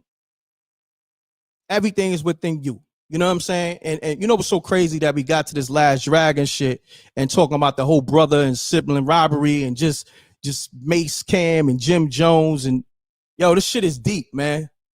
How deep this shit really go. You know what I mean? And I'm gonna say this, Show Nuff was a hater. Show Nuff, as dope as he's, because I love his character, but he was a hater. You dig what I'm saying? He hated on Bruce Leroy. And a lot of niggas be Show Nuff and Richie at the same time. You know what I'm saying? You a Show Nuff Richie type nigga. You feel me? Show Nuff Richie. That's my new name for niggas. Show Nuff Richie. You feel me? You are Op and my brother at the same time. Show Nuff Richie. That's my new shit. I'm running with that. What you think? I think we both know how that feels. That's a fact. That's a fact. But yo, Ace, man, I'm gonna end the show on that note to show them like two brothers that share the same blood that never had an issue with no personal shit, no business shit, no nothing, no chicks, no nothing, right? And got to a lot of money together. You put me on the game, I put you on the game. You know what I mean? Ace pretty much got me a major deal just by looking out for his brother, calling a radio station. You know what I'm saying? I could go on and on, but I want to end the show on that note, because these brothers, or they all once was brothers, but now they not rocking. But I'm leading by example. Yeah, we talking some hip hop shit and industry shit, but this is my blood brother. So I'm gonna end the show. It don't get no more powerful than that. This is my brother Ace, and Ace got a reality show coming soon. Ace, let them know how they need to follow you on social media. I'm gonna end the show on that note. Well, right now you can follow me at AceRob89. You know what I'm saying? Once the reality show, once I get it fully set up, which is it's moving real fast. So I'm gonna have the ads and everything. I'm gonna drop everything in the chat. Make sure y'all follow M.Reck. Make sure y'all hit the like, pound button, subscribe. Look out for them on the ladies night coming soon. Shout out to SJ, shout out to the China Black. Yo, it's a movement coming this week. It's a movement coming the end of this month, that's for sure. That's a fact. I got sports bets up there too, so if you need some slips, holla at me. You heard? Holla at Ace. I put his Instagram on the screen. His shit gonna light up. Ace is the nigga you wanna if you like betting on sports and you need a nigga to put you on to some plays that you can get some money off, Ace is that nigga. You know what I'm saying? He's that person. His Instagram is on the screen. at AceRob89 on IG. Okay, follow him right now, and he got a reality show coming that I'm gonna help him produce. This is his thing, but I'm just assisting him with it. Whatever role he need me to play in it, if he need me to just be behind the scenes and help him with the marketing and promo, I'm gonna do that. I want my brother to shine. It's nothing. He ain't even asked me to do that, but I'm putting it out there because he's still getting things together. But you know, he said the other day, he said the fact that I put it out there even when he's not ready to campaign, it gave him more motivation. Correct? Facts. Some facts, bro. All right, bro. Facts. Yo, Ace. Hi, Ace. What's up, SJ? What's good? Nothing. Do you have your boots Yo, on? You got your Timbs on? Yo, Ray, hold on 1 second. Yo, Ray, we gotta get on SJ, bro. What's up? We got to get on her. She be popping it, bro. I mean, look, while y'all two on the line, go ahead. I'm out the way. Nah, don't get out of this one, bro. SJ be popping. Remember that other night we was talking about, yo, your phone can get lost in the sewer. You know what I'm saying? We was talking about how the birds can come kick it up and everything. She over here trying to play, like, acting like we be lying and shit. Listen. Ain't that right, SJ? I didn't say you or M.Reck was lying. I just asked you, how was you doing? You said you fell in the snow. I asked you if the birds picked up your phone for you, or you asked me where I was at. I said, well, maybe you could have called me if your phone wasn't in the sewer. That's all I said, Ace. Listen. She be popping. Now she talking real slick, and it's cool. He know I can't respond because I'm doing the show, because she know a lot of these chats gonna go over my head. You know what I mean? And then she'll tell me about it later. Like say for instance, she only told me about what you said. Really, she said, you know, she only gave me half the story. You know what I mean? She said, yeah, your brother Ace fell in the snow, and I told him, well, why the birds ain't help you get your phone out the snow or something like that, right?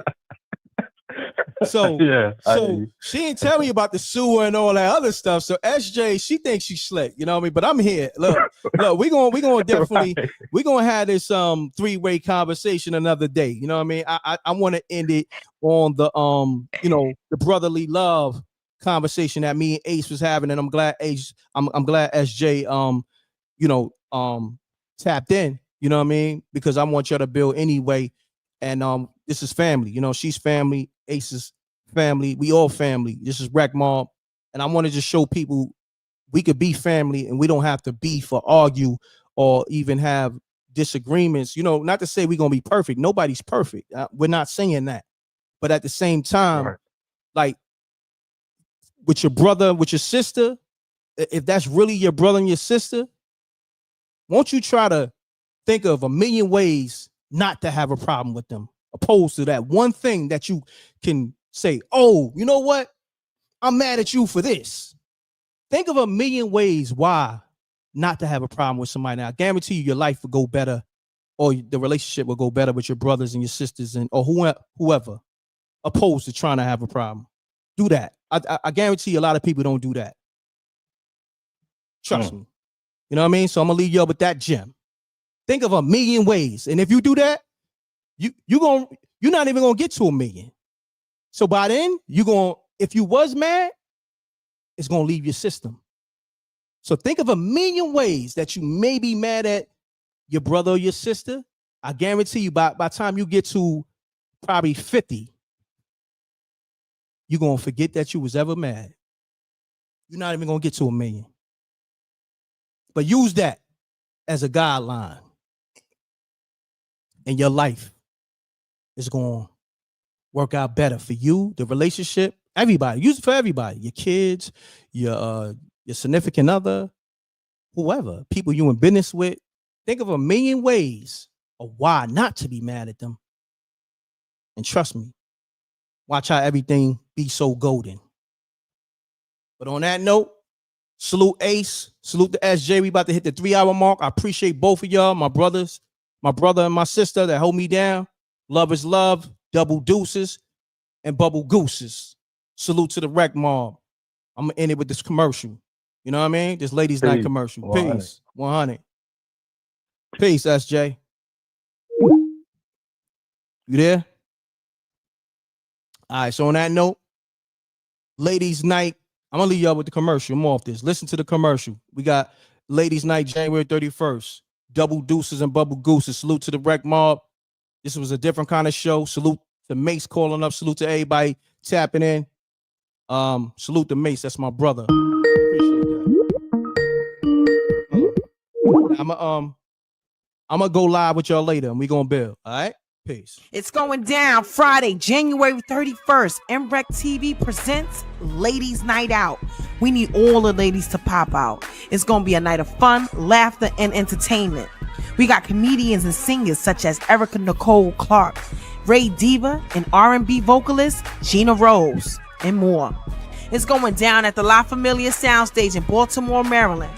Make sure you get your tickets now on eventbrite.com. We also got DJ Moschino killing it on the ones and twos, plus a special performance by M.Reck. Doors open at 8 p.m. Ladies Night, sponsored by Shantae Stanley at Inshore with Shantae. Peace. Peace, y'all. I need y'all to leave those comments on this live, all right? In the general comment section. Go to the general comment section.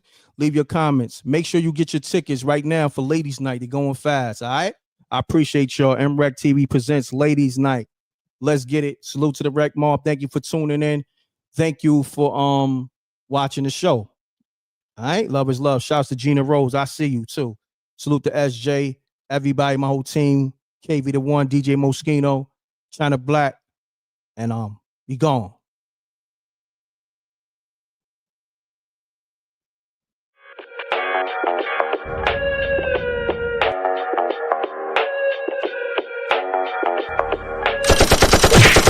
dissing. We don't see the competition. I drop off a ransom note that your art is missing, nigga. Pay us in full with the money, or she gon' get her fingers clipped off like Lil Sonny, huh?